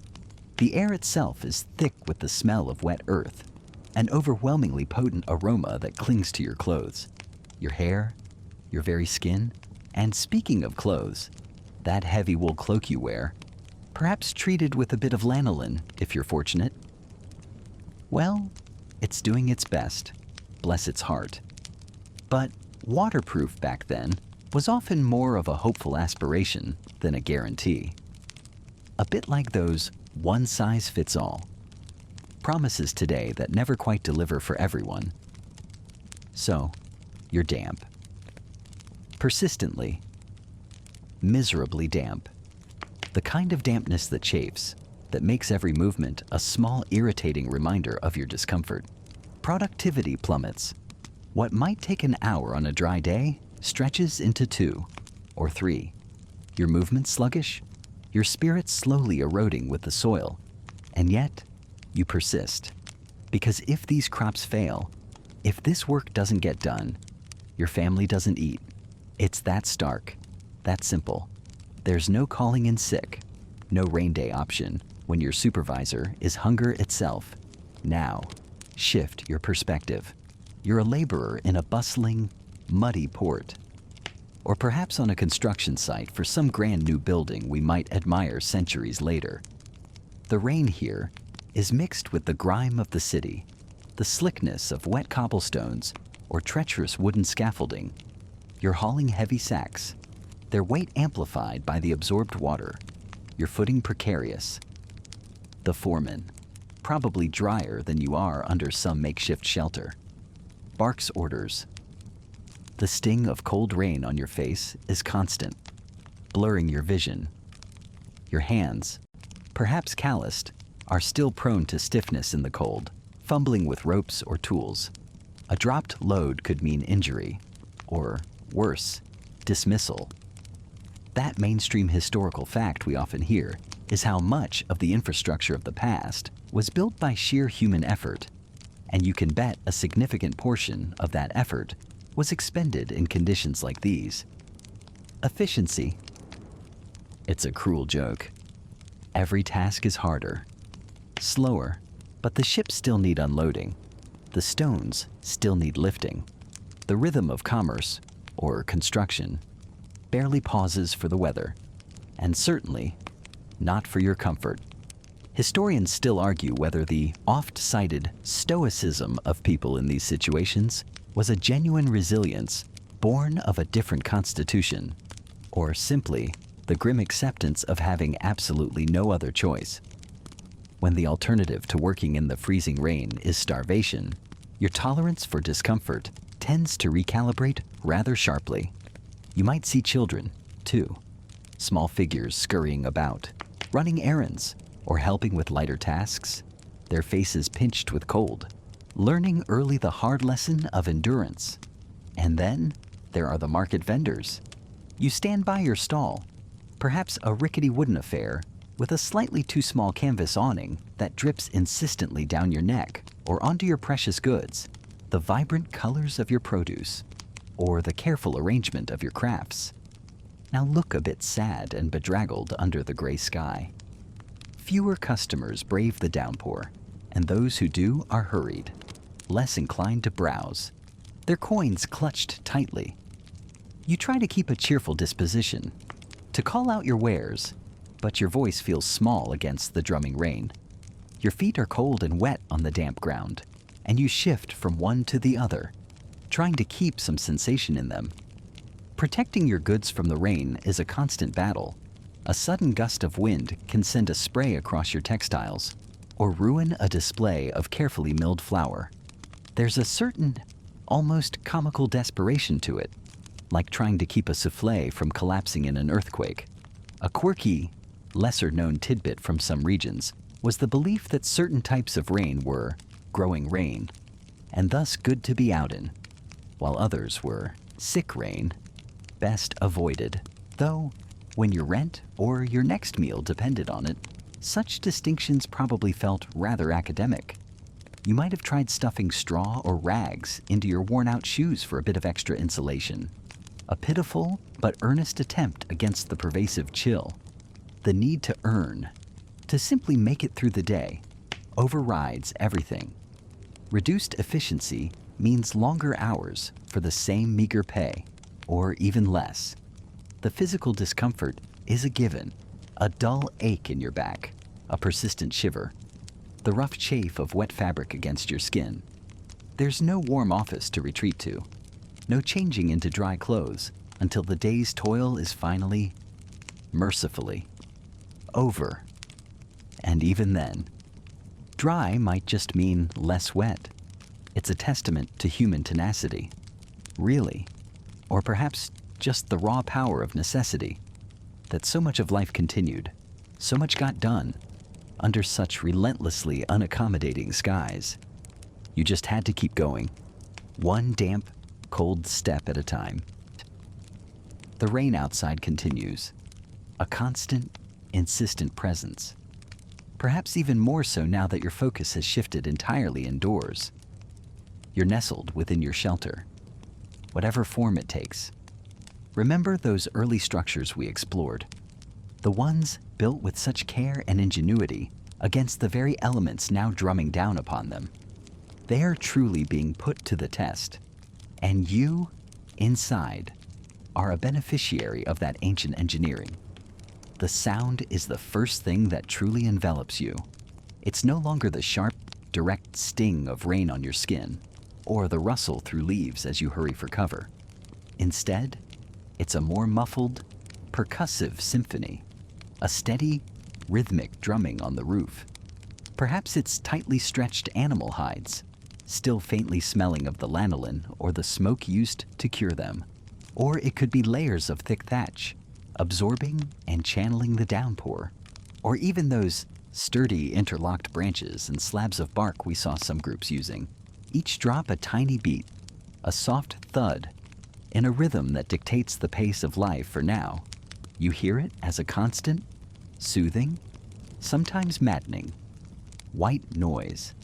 It's the kind of sound that today we pay good money for on mindfulness apps, isn't it? Though, I suspect they weren't quite using it for optimized sleep cycles back then. More like, will the roof hold Mike's cycles? The light inside is dim, a soft, gray luminescence filtering through the low doorway, or perhaps small openings strategically left for ventilation. Not quite windows, but hints of the world outside. Shadows dance in the corners, lengthening and shrinking with the flicker of a small, carefully tended fire, playing tricks on your eyes. The air is cool, undeniably damp, carrying the rich, loamy scent of wet earth from just outside, the acrid tang of wood smoke from that precious indoor fire, and the close, familiar, undeniably human smell of your companions. So, what do you do when the world outside is awash? When the landscape we explored earlier is temporarily off limits? You can't exactly scroll through your social media feed, can you? Though, I imagine the prehistoric equivalent of doom scrolling was probably staring intently at a particularly uninspiring patch of cave wall, or perhaps the back of the person huddled in front of you. Mending becomes a crucial, almost meditative activity. That tear in your hide wrap, the one you got snagging it on a thorny bush while out foraging, like we talked about. Gathering those essential plants and berries, now's the time to address it. You take a sharpened bone awl, perhaps one you meticulously crafted yourself during a similar rainy spell, its point worn smooth from use. For thread, you might use dried sinew, carefully prepared, or perhaps strong plant fibers. The repetitive motion of pushing the awl through the tough hide, pulling the sinew tight, stitch by careful stitch. It's a quiet focus, a necessary task. You're not just repairing an item of clothing, you're preserving resources, ensuring warmth and protection for when the rain finally relents and you venture out once more. Tools also need attention. A wooden spear shaft might need smoothing where it's begun to splinter, its balance checked. A stone axe head might need rehafting if the bindings have loosened from damp or strenuous use. Remember those versatile hand axes we spent so much time admiring? Even they might need a bit of TLC, their edges renapped if they're becoming dull. Then there's crafting. The rain provides an enforced period of stillness, a hiatus from the more physically demanding tasks of hunting or extensive gathering. Perfect for activities requiring patience and intricate detail. Perhaps you're working with clay, that wonderful pliable earth we saw being used for so many things, sourced from a nearby riverbank. You could be shaping small, almost abstract figurines, animals, or human-like forms. Or maybe you're coiling clay to form simple, functional pots for storing seeds, rendered fat, or precious water, or even rolling tiny beads to be fired later and perhaps strung into a necklace. Historians still argue whether these early artistic endeavors were purely for aesthetic pleasure, a very human desire to beautify one's surroundings and self, for ritualistic purposes imbued with spiritual meaning, or, most likely, a complex combination of both.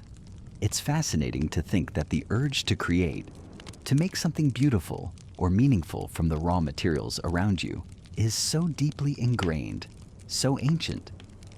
Maybe someone nearby is weaving a sturdy basket from reeds gathered in drier times, their dried stalks rustling softly, or perhaps a simple mat to sit on, offering a little insulation from the cool, damp ground. The rhythmic clack of weaving tools, if they have them, or just the quiet, focused rustle of fibers being intertwined, adds another layer to the indoor soundscape. Storytelling is huge, utterly central. Imagine the scene: a small group huddled together, perhaps around that central fire, its light casting long, flickering shadows. The rain outside provides a constant, percussive backdrop to the human voice. An elder, perhaps, their face a roadmap of wrinkles and experiences, recounts tales of the ancestors, of great hunts where courage and cunning prevailed, of the spirits that inhabit the rivers, the forests, the mountains we've seen. These aren't just bedtime stories. They're the living history of your people, the accumulated wisdom, the lessons learned through trial and error, the traditions passed down through generations. It's how you learn who you are, where you come from, and what your place is in the world. Some stories might be humorous, full of trickster animals or amusing human foibles, a welcome relief from the confinement and the gray weather. Others might be cautionary tales, reinforcing social norms, warning of dangers in the wild, or explaining the origins of natural phenomena. It's a known mainstream historical fact that oral traditions were the primary method of preserving knowledge, law, and culture for millennia before the advent of widespread writing. This intimate gathering is your library, your cinema, your university, all rolled into one, spoken into existence in the flickering firelight. And of course, there's socializing. Being cooped up together for days on end can test anyone's patience, then and now. But it's also a vital time for strengthening bonds, for reinforcing the cohesion of the group. Maybe there are simple games of chance played with marked stones, knucklebones, or flat pieces of wood. Their outcomes met with quiet chuckles or groans, or perhaps tests of skill, like a complicated string game, fingers deftly manipulating the chord. Children, restless as always, might be enacting their own small dramas in a corner, mimicking the adults or the animals they've observed. Their play a miniature reflection of the wider world. There's a quiet murmur of conversation, shared tasks like picking burrs from hides or grooming, all the small everyday interactions that build and maintain a community. Laughter, occasionally, cuts through the gloom. Maybe a bit of singing, a simple, repetitive chant, or someone tapping out a rhythm on a piece of wood, something to fill the space and lift the spirits. Remember that communal fire pit we discussed in relation to cooking and warmth. It's likely the heart of this indoor world too, drawing everyone closer, a focal point for activity and interaction. Sometimes, though, you just wait. You sit by the entrance of your shelter, if it offers a view, watching the relentless, gray downpour. The world outside is blurred, indistinct, a watercolor painting left out in a storm. You see the rain bouncing off the saturated ground, forming puddles that grow into small, temporary ponds. The trees drip incessantly, their leaves heavy and dark with water. There's a certain melancholy beauty to it all, a forced inactivity that allows for, or perhaps imposes, contemplation. What are you thinking about? The hunt that was postponed? The dwindling supply of dried meat? The family members in a neighboring camp? Wondering if they too are watching the same rain? Or are you just lost in the hypnotic rhythm of the falling water? A state of near meditation, your mind blessedly blank. It's a bit like when your Wi-Fi goes down unexpectedly, and for a horrible, disorienting moment, you actually have to entertain yourself with your thoughts. Terrifying. I know. The atmosphere inside is a complex blend. There's the undeniable coziness of shelter, the primal security of being protected from the storm raging just beyond your walls. But there can also be an undercurrent of restlessness, a palpable yearning for the rain to stop so life can resume its usual patterns of movement and activity. The air can get thick with the smell of damp earth, unwashed bodies. Let's be perfectly honest. Daily showers with scented soap weren't really a thing, and the lingering smoky scent of whatever was last cooked over the fire. A quirky, lesser-known tidbit is that some early cultures developed specific rain songs, or communal rituals. Not necessarily complex magical entreaties to stop the rain, but more as a way to pass the time harmoniously and create a shared, positive focus during these long, wet, and potentially dispiriting spells. A kind of prehistoric sing-along to keep collective spirits up. It's quite charming. Really. When you think about it, making the best of a decidedly damp situation with a bit of communal cheer. You listen, really listen, to the different sounds the rain makes as it interacts with your immediate environment. The way it splatters sharply against a large, exposed rock face near your shelter is distinctly different from the soft, absorbent hiss as it soaks into the earth or the dense leaf litter just outside. If there's a small stream nearby, one you rely on for water, you'd hear its voice change, growing louder, more urgent, perhaps even a little menacing as it swells with rainwater. These are the sounds that, for this period, define your world. They are a constant, ambient reminder of the immense power of nature, a power that you are, for all your ingenuity in building shelter and making fire, still very much subject to. The confinement also brings a host of practicalities to the fore, keeping the fire going efficiently, providing warmth and a means to cook, without filling the enclosed space with too much eye-stinging smoke is a delicate art, learned through experience. Ensuring that precious food stores, dried berries, nuts, perhaps some smoked fish, remain dry and free from mold is a constant, low-level concern. And then there's dealing with the inevitable drips or leaks in the roof. A sudden, unwelcome trickle of cold water down someone's neck is a sharp reminder that your shelter, while good, isn't infallible. You might see someone shifting position or strategically placing a gourd, a piece of curved bark, or a roughly made pottery bowl to catch an errant drip, drip, drip, another small percussive sound added to the rainy day orchestra. It's a time of enforced intimacy, for better or for worse. Personal space, as we understand and often crave it today, is a luxury you probably don't have in these close quarters. You're acutely aware of the breathing, the movements, the coughs, even the shifting moods of those around you. It's a microcosm of society, functioning under the gentle pressure of confinement. And perhaps, amidst the mending and the storytelling, amidst the waiting and the listening, there's a quiet, unstated appreciation for these moments. A time when the relentless external demands of survival are temporarily paused by the even more relentless rain, forcing a different kind of existence, a turn inward, both literally and figuratively. You're not just surviving the rain, you're living through it, with it, and in some ways, because of it. The rain pounding on the roof outside, in many subtle ways, shapes the life, the stories, and the connections being forged within. The rain. Remember that relentless, soul-soaking rain we've alluded to?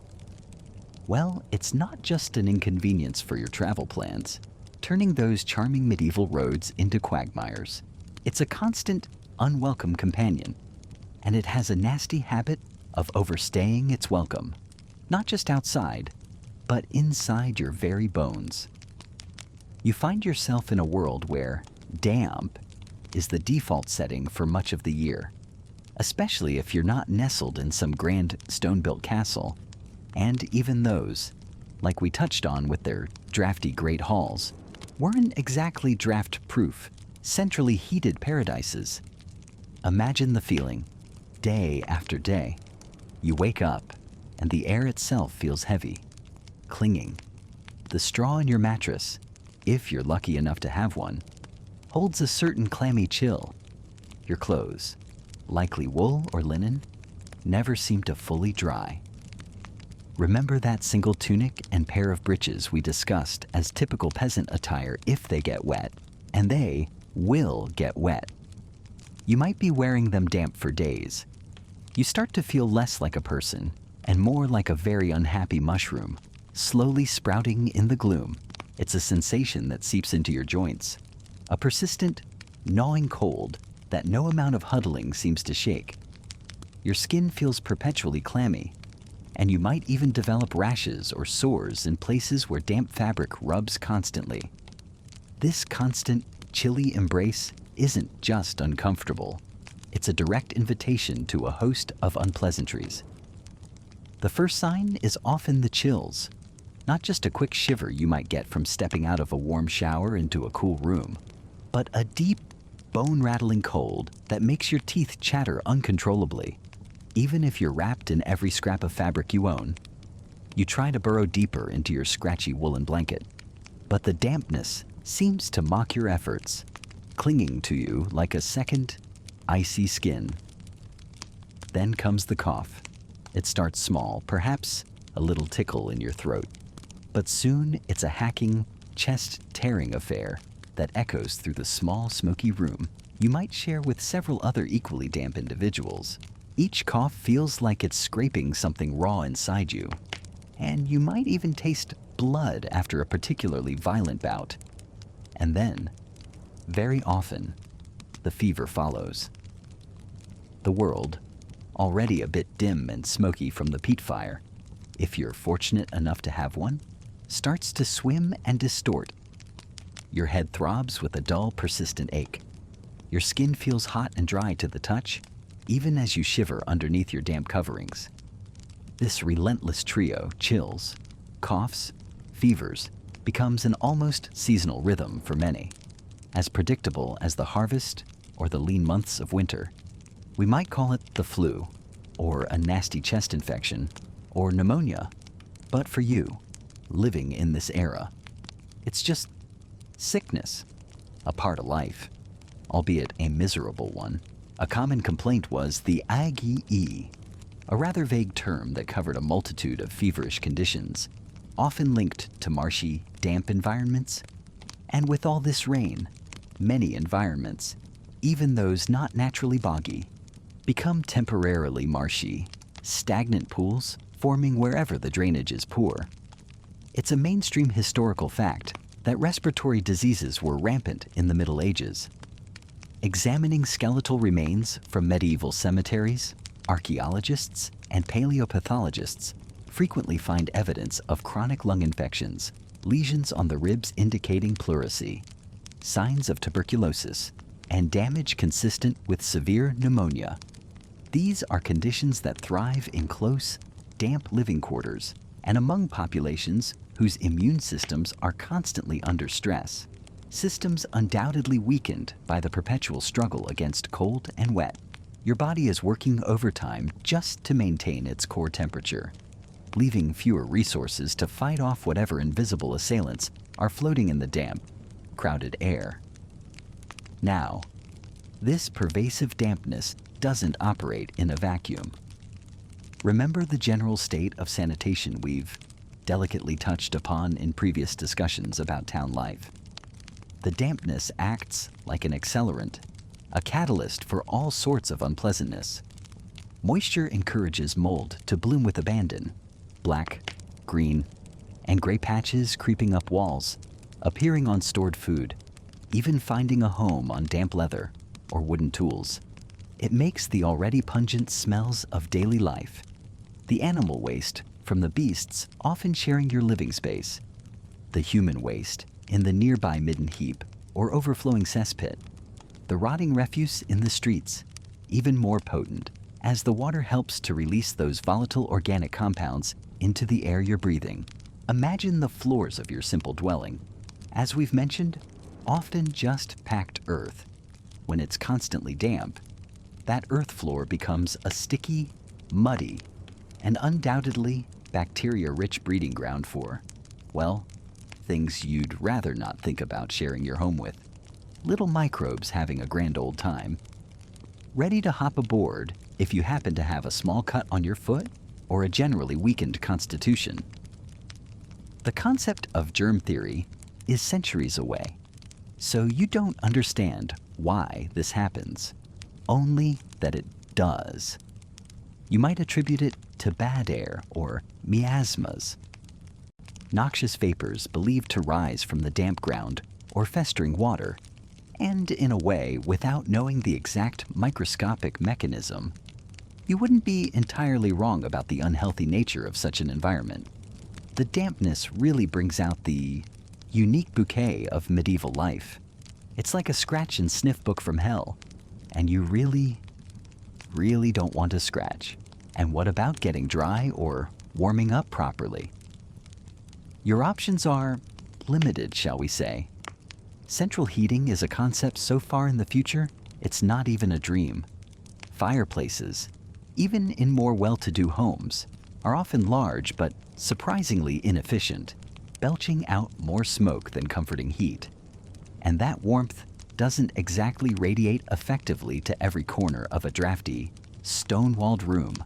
If you're poorer, your fire might be a small, open hearth in the center of your one-room hut, the smoke hopefully finding its way out through a hole in the thatched roof, a roof which, by the way, is also prone to leaking like a sieve during heavy downpours, adding little indoor rain showers to the general damp ambiance. Trying to dry your sodden clothes by such a fire is a slow, smoky, and often frustrating process. You hang your wet woolen tunic or linen shift near the flames, and it slowly steams, absorbing the lovely aroma of wood smoke, peat smoke, and perhaps a hint of whatever was last cooked or burned there. It might never get truly, satisfyingly dry, just less wet. And then you have to put it back on. Still cool, still a bit clammy, clinging unpleasantly to your skin.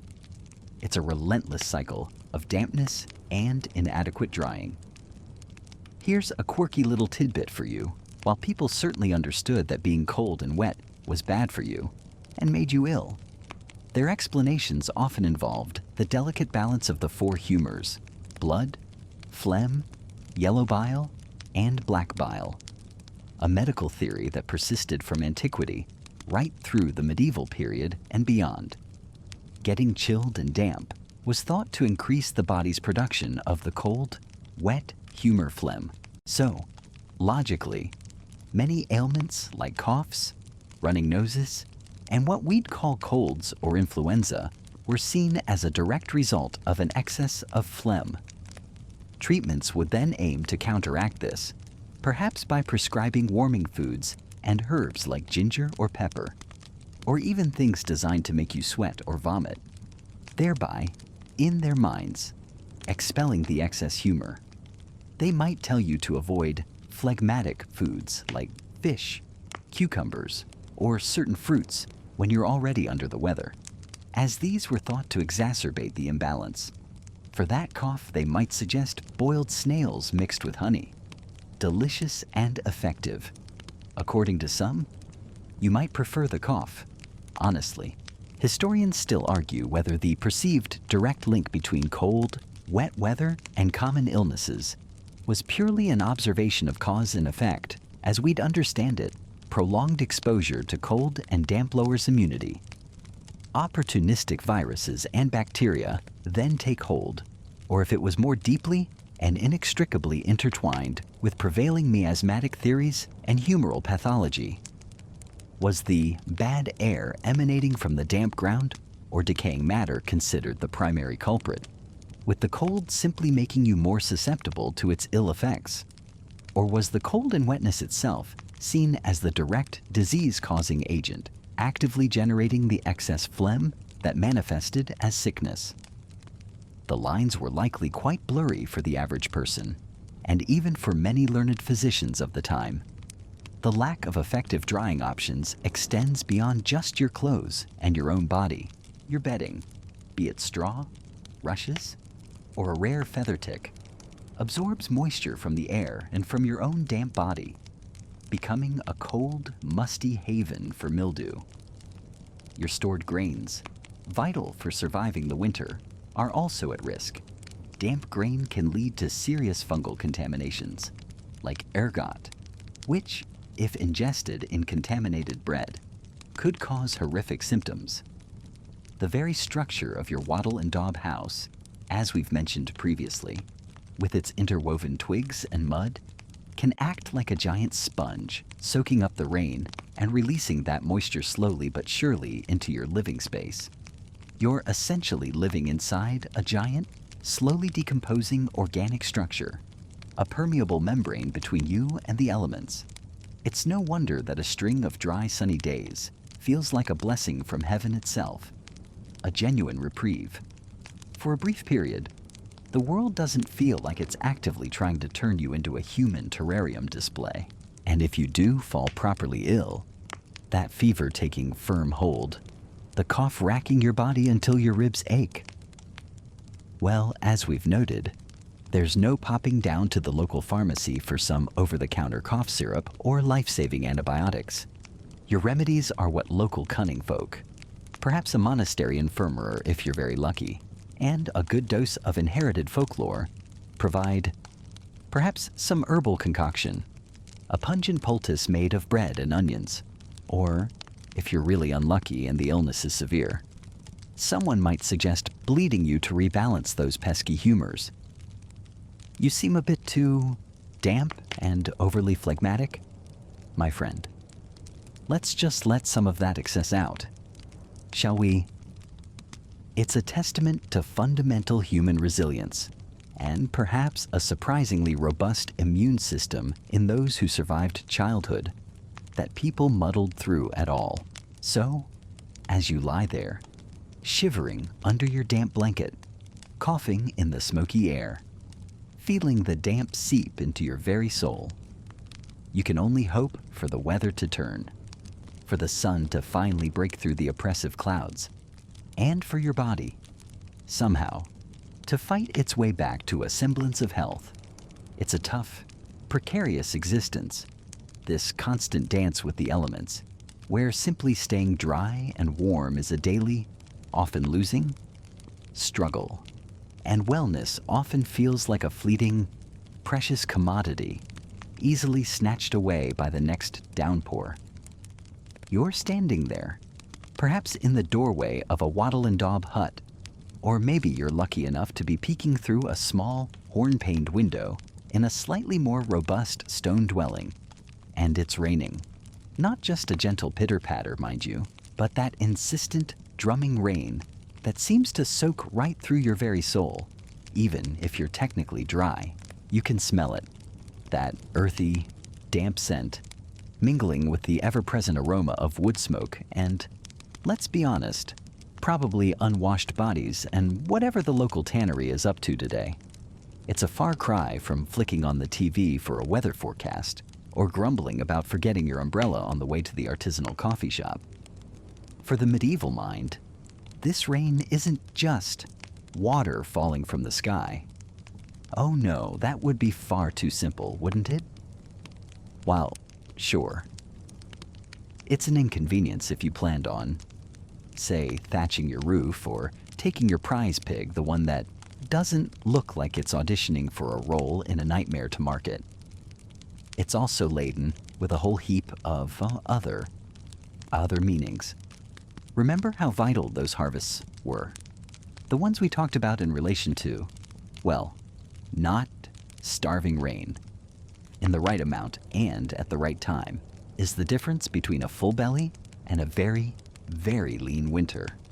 So, a gentle spring shower that's like a divine thumbs up, a blessing whispered from the heavens, coaxing life from the soil.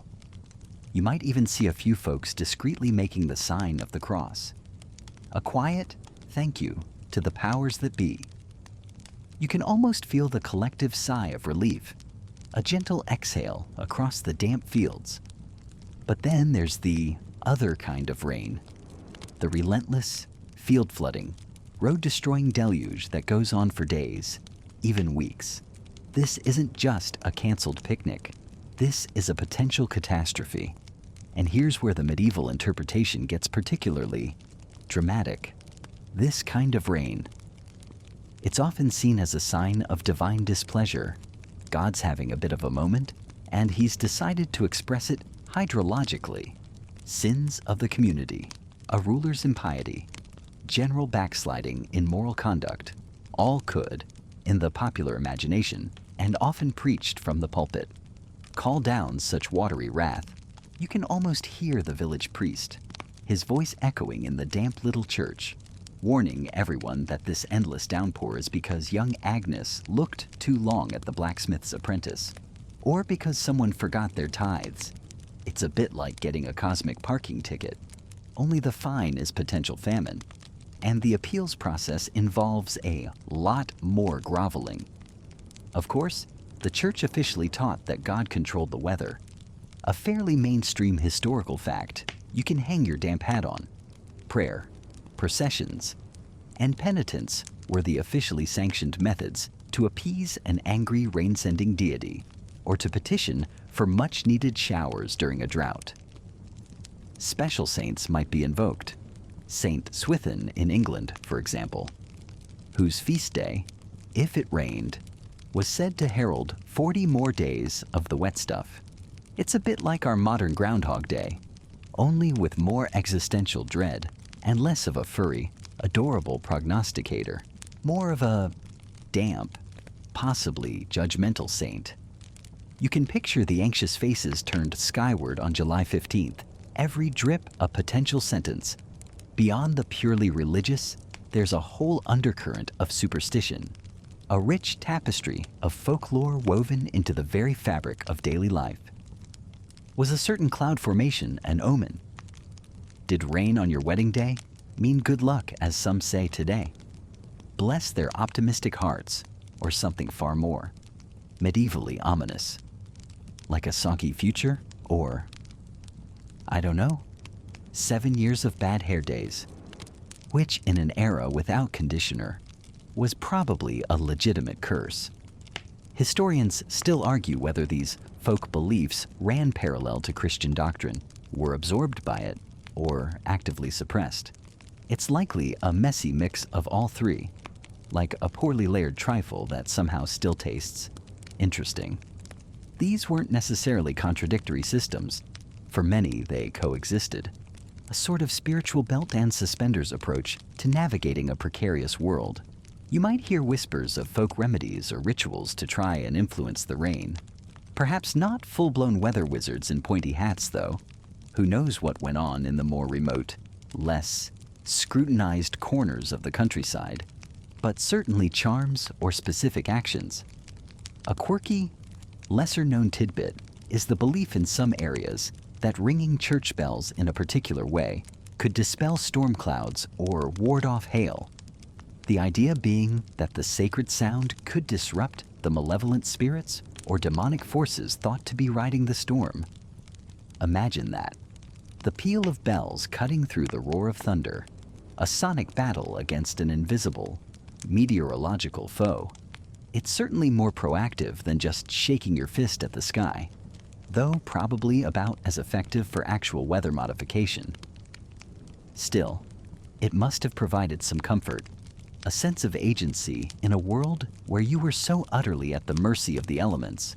Sometimes, just doing something feels better than doing nothing, even if that something involves a very loud bell and a hopeful prayer. Sometimes, unusual rain, red rain, for instance, caused by dust from deserts carried aloft, or showers of frogs or fish, which do happen, thanks to waterspouts and strong updrafts, would send people into an absolute panic. These weren't just meteorological oddities. These were portents, signs from the heavens. Usually bad. Blood rain. Definitely not good. Frogs falling from the sky. Probably a sign you should repent. And quickly. Before something worse, like locusts with tiny pitchforks, shows up. You can just picture the village elder stroking his beard, looking at a bewildered amphibian in a puddle, and sagely declaring, This. This means Bartholomew really needs to stop cheating at dice. Or perhaps it was a commentary on the local fishing industry. It was all open to interpretation, and rarely was the interpretation, weird weather. The symbolic meaning of rain could also be woven into literature and art, just as we see in films today, where a downpour signals a character's emotional breakdown or a moment of profound realization. A sudden downpour in a medieval romance might symbolize tears, sorrow, or a cleansing of past misdeeds. A storm could herald a dramatic turn of events, a moment of divine judgment, or simply a really inconvenient moment for the knight to lose his helmet right before the joust. It's a versatile narrative tool, as much then as it is now when a movie character has a dramatic realization. Just as the heavens open. Some things, it seems, are timeless, like the dramatic potential of getting utterly drenched while grappling with your inner demons, or just trying to find your horse. So, as you listen to that rain, that relentless and medieval rain, remember it's not just H2O, it's a sermon, a scolding, a prayer answered, or a prayer desperately needed. It's a story whispered by the wind and clouds, interpreted through a lens of faith, fear, and a deep, abiding connection to the natural world that we, with our central heating and Gore-Tex, can only faintly imagine. It's a reminder that for your medieval counterpart, the sky isn't just a backdrop, it's an active participant in the drama of life, a character with its own moods and intentions, and you thought your weather app being wrong was a big deal. Imagine if it also implied you were fundamentally doomed, or at least in for a very stern talking to from the Almighty. Makes you appreciate that little animated sun icon a whole lot more, doesn't it? The simple act of rain falling carried the weight of the world, the hopes of the harvest, and the very judgment of God. Every drop a word, every storm a sentence. It's enough to make you want to stay inside, by the fire, maybe with a nice, warm, well, whatever warm beverage they had that wasn't just slightly less contaminated water. Good luck with that. Perhaps some watered down ale, if you're feeling fancy.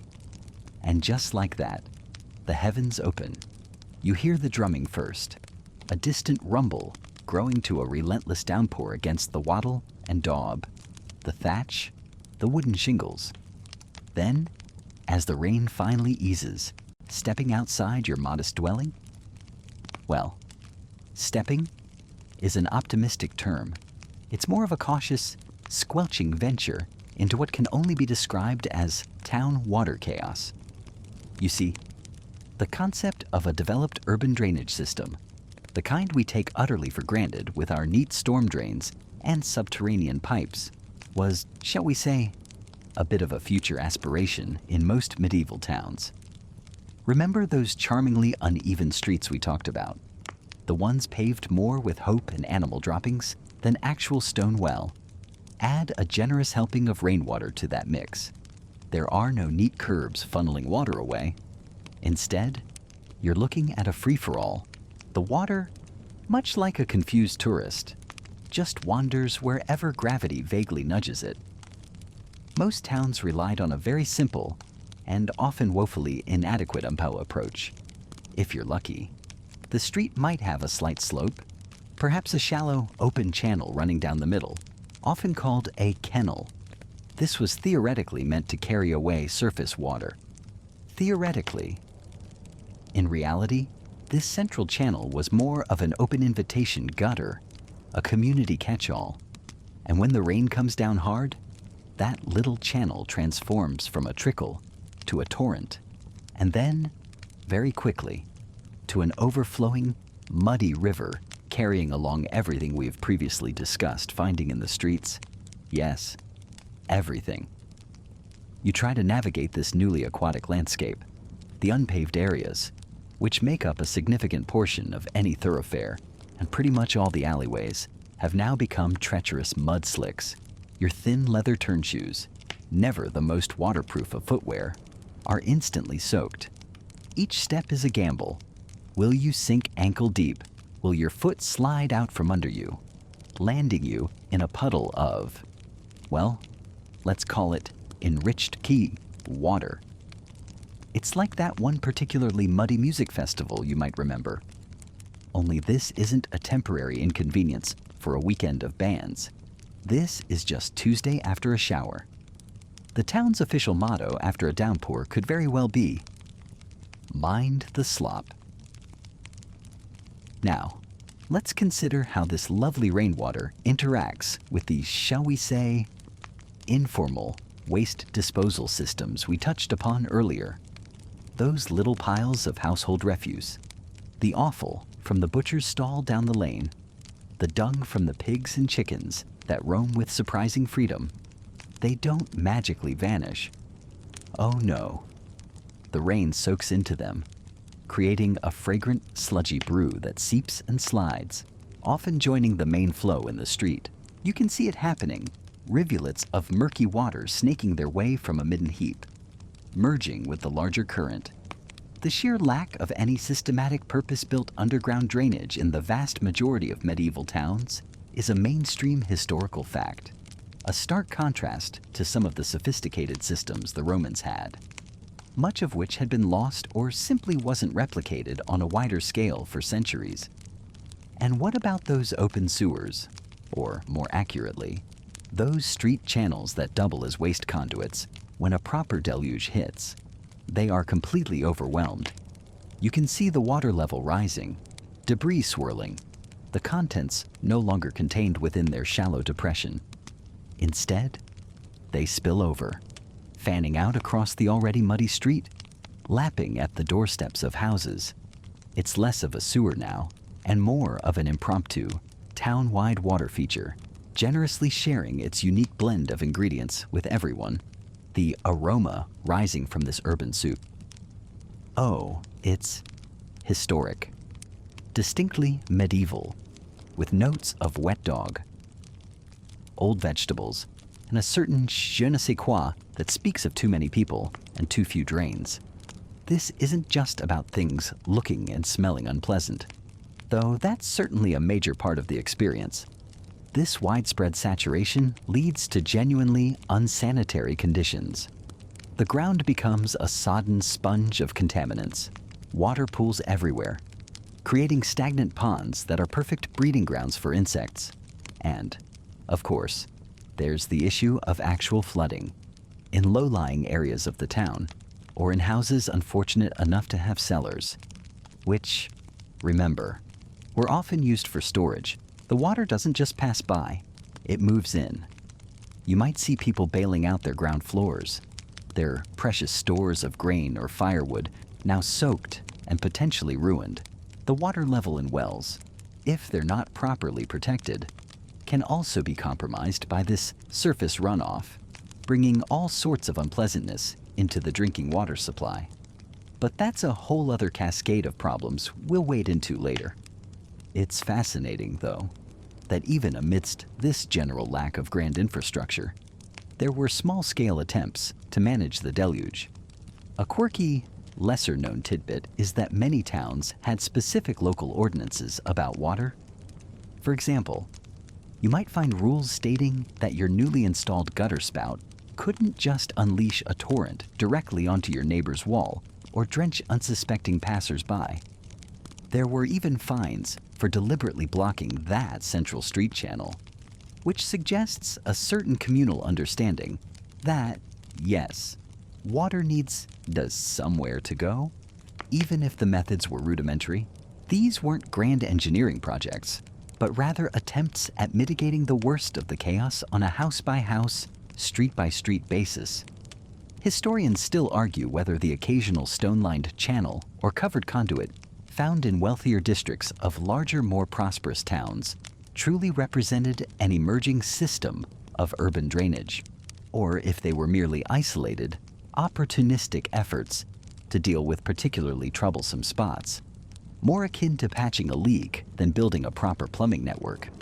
For most folk, in most towns, The reality after a heavy rain was simply wet, messy, and a potent reminder that nature, when combined with a relaxed attitude to sanitation and a lack of civic engineering, always wins.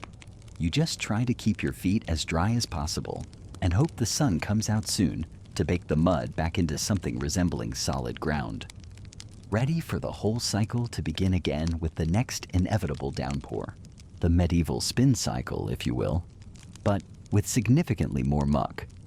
And so, as you navigate this medieval world, you become acutely aware that it's not just the grand events, the battles, or the coronations that shape daily life. Sometimes, it's something as simple, as persistent, as rain.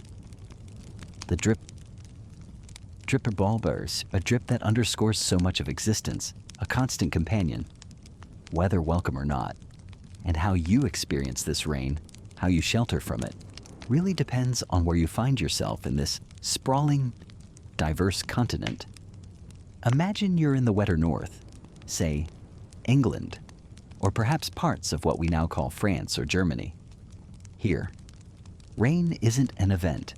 It's more of a lifestyle, a soft, persistent drizzle that seems to seep into your very bones, or a relentless downpour that can last for days, turning the landscape into a symphony of gray and green. You pull your woolen cloak tighter, the one we admired for its practicality earlier, and the smell of damp wool, earthy and a little bit animalistic, fills your nostrils. You can almost feel that perpetual chill, the kind that makes a hearth fire not just a comfort, but a necessity. You look up at the rooftops. Many, especially in the countryside or among less affluent city dwellings, are thatched. Straw reeds, heather, whatever is locally abundant, packed densely.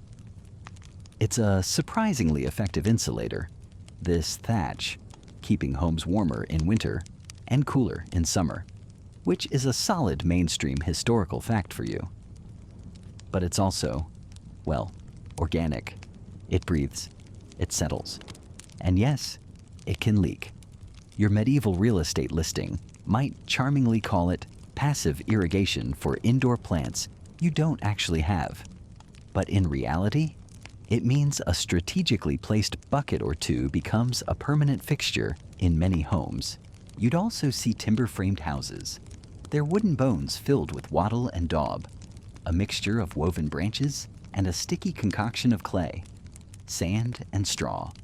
While picturesque to our modern eyes, these walls could absorb moisture like a sponge, leading to a damp interior and that distinctive medieval aroma of wet earth and mildew, hopefully overpowered by wood smoke. Coping in this northern dampness is about resilience. Those sturdy leather boots we talked about, absolutely essential for navigating the mire that passes for streets. Pathways, even in towns, are often just churned earth. After good rain, they become treacherous, sucking at your feet with every step.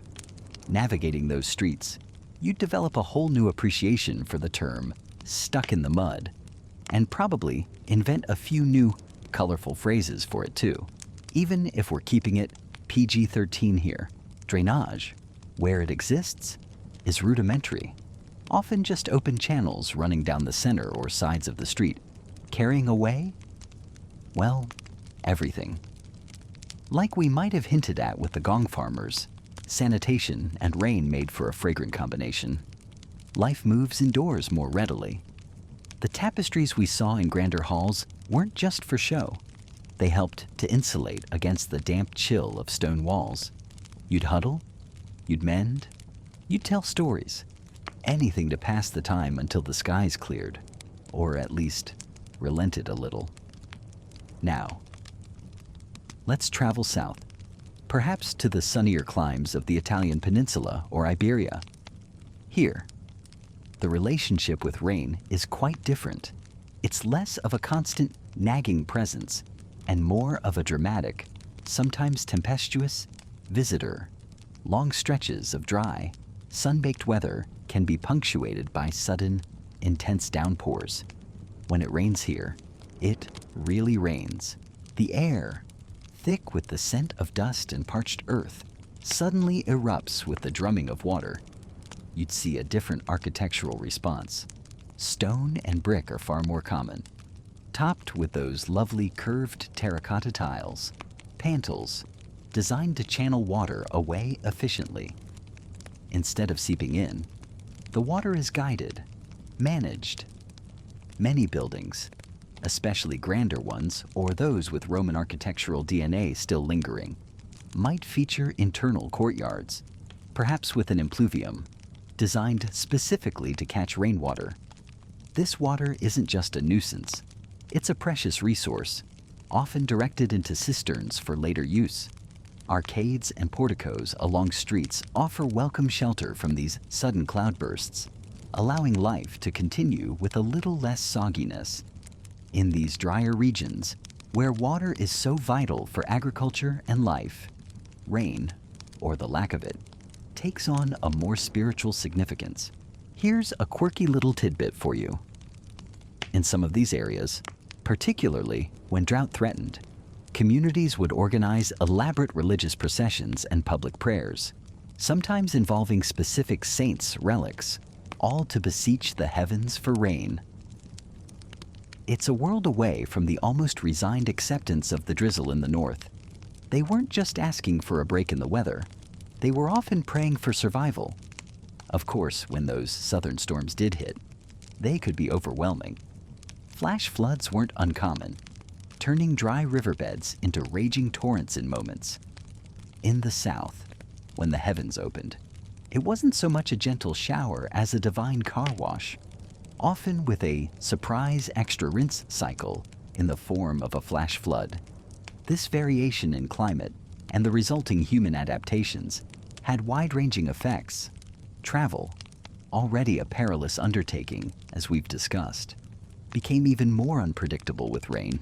Swollen rivers could make fords impassable for days, and those muddy tracks, north or south after a deluge, could halt wheeled carts entirely. Agriculture, the backbone of the medieval economy, was utterly at the mercy of the heavens. Too much rain in the north could rot crops in the field, while too little in the south could wither them to dust. It makes you wonder about the mindset, doesn't it? Historians still argue whether the often perceived gloominess or melancholy found in some Northern European medieval literature and art was directly influenced by the persistent gray skies and damp, or if that's more of a romanticized projection from later eras. It's hard to say definitively, but you can imagine how day after day of leaden skies might color one's outlook, just as the brilliant, sharp light of the Mediterranean might inspire a different kind of artistic expression.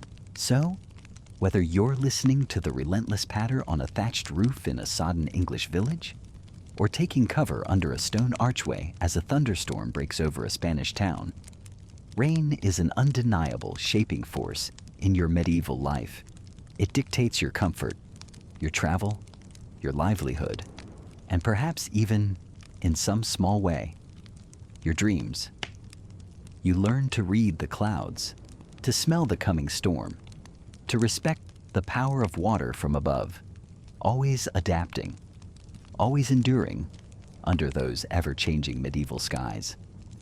And so, here we are, at the culmination of our rather damp journey. You've navigated treacherous, muddy paths, shivered in drafty shelters, and probably developed a deep appreciation for your modern waterproof jacket. We're looking back now, aren't we, at this world drenched not just in water, but in a persistent, clinging inconvenience. A world without the simple luxury of turning a downpour into a minor footnote in your day. Imagine, for a moment, the sheer, unadulterated wetness of it all. It's not just the dramatic storms, the kind that make you cancel your picnic today. It's the constant, seeping damp that infiltrates everything. Your clothes, those heavy, crudely tanned hides or woven plant fibers we talked about, are perpetually clammy, smelling faintly of mildew and wood smoke. Your bedding, a pile of straw or furs, offers little respite, often hosting its own ecosystem of damp-loving critters. You wake up with an ache in your bones, a chill that seems to emanate from your very marrow. A stark contrast to just, grabbing a hot shower and a fluffy towel. The challenges aren't just about personal discomfort, though there's plenty of that to go around.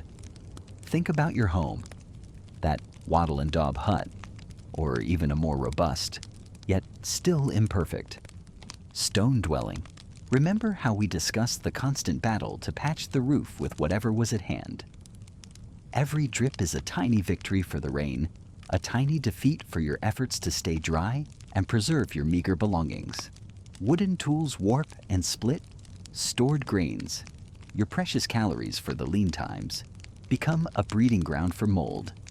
The very air you breathe is heavy with moisture, carrying the scent of wet earth, wet animals, and the ever-present threat of sickness. A simple cough. In our world, an excuse for a day off with some chicken soup could, in this reality, be the prelude to something far more sinister, exacerbated by the endless damp. Pneumonia wasn't just a word in a medical textbook. It was a shadow lurking in every poorly dried tunic. Daily life becomes a masterclass in adaptation, or perhaps resignation. You can't just call a rain check on survival. The fields need tending, rain or shine, though shine might be a rather optimistic term. Sowing seeds in mud, harvesting waterlogged crops, trying to hunt when every sound is amplified and your scent is carried on the wet wind. It's a slog. Travel, as we saw with those near impassable tracks and swollen rivers, shrinks your world considerably. Your social circle becomes intimately acquainted with the 50 shades of mud between your dwelling and theirs. It's a bit like trying to organize a music festival where it rains every single day. But instead of wellies and ponchos, you have, well, soggy feet and determination. Yet, through all this, you find a rhythm. Humans are remarkably resilient, aren't we? You learn to read the sky, not with a weather app, but with an instinct honed by generations. You become an expert in finding the driest patch of ground, the most sheltered overhang. You develop a stoicism, a quiet acceptance of the wet. Perhaps there's even a dark humor to it, a shared joke with your neighbor about whose roof is leaking more impressively today. Historians still argue whether the prevalence of communal longhouses in certain northern European cultures was primarily for warmth and defense, or if it was simply a collective admission that one leaky roof is bad. But 20 leaky roofs under one bigger, hopefully less leaky roof is just good sense. The strategies we've explored, from those ambitious but flawed attempts at waterproofing with animal fats to the careful construction of raised storage platforms, all speak to this ingenuity born of necessity. Remember the painstaking effort to channel water away from dwellings, creating those little muddy moats we chuckled about. Not exactly a Venetian canal, but it served its purpose, more or less. The constant quest for dry firewood, the smoky interiors as you tried to dry clothes and cure meat, the way communities had to band together to clear a mudslide or reinforce a riverbank. These weren't grand heroic acts, but the quiet, daily grind of survival. It's a testament to the human spirit that civilizations still manage to flourish. It's a known fact, for instance, that the Roman Empire invested heavily in covered porticos and public baths, not just for hygiene, but also to offer citizens respite from the elements, including rain, which they, even with their advanced engineering, couldn't entirely escape. The little inconveniences, though, they add up. The squelch of your foot with every step, the impossibility of keeping anything truly clean, the frustration of a carefully tended fire sputtering out from a stray drip, the sheer boredom, sometimes, of being cooped up, listening to the endless drumming on the roof. It's like that feeling when your Wi-Fi is out, but instead of no cat videos, it's no dry socks, ever. There's a quirky little tidbit from medieval folklore suggesting that if a cat washes behind its ears, It's a sign of impending rain. One imagines cats in this era were just constantly, furiously washing behind their ears, leading to a state of perpetual feline anxiety and human misinterpretation. Oh, look, Fluffy's at it again. Better batten down the, well, everything.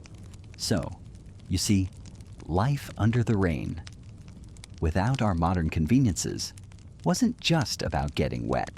It was about a fundamental shift in how you interacted with the world, a constant negotiation with an element that could be both life-giving and utterly relentlessly oppressive.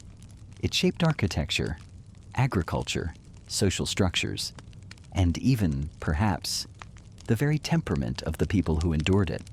It underscores the profound comfort and security that something as simple as a reliable roof and a good raincoat brings to our lives today. Something we rarely pause to appreciate. You've weathered the storm, metaphorically speaking, alongside these resilient souls, and hopefully, you've gained a new perspective on what it means to truly live at the mercy of the skies. Begin wind down, and as our journey through this perpetually damp world comes to a gentle close, you can almost feel the drumming of the rain begin to soften, the relentless downpour easing into a lighter, more thoughtful drizzle.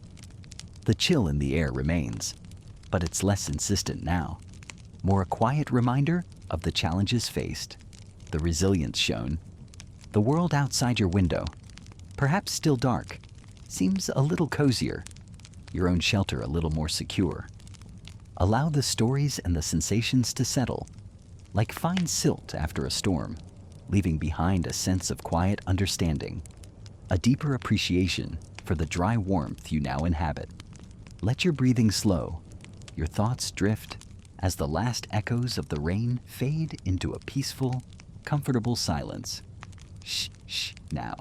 Just rest.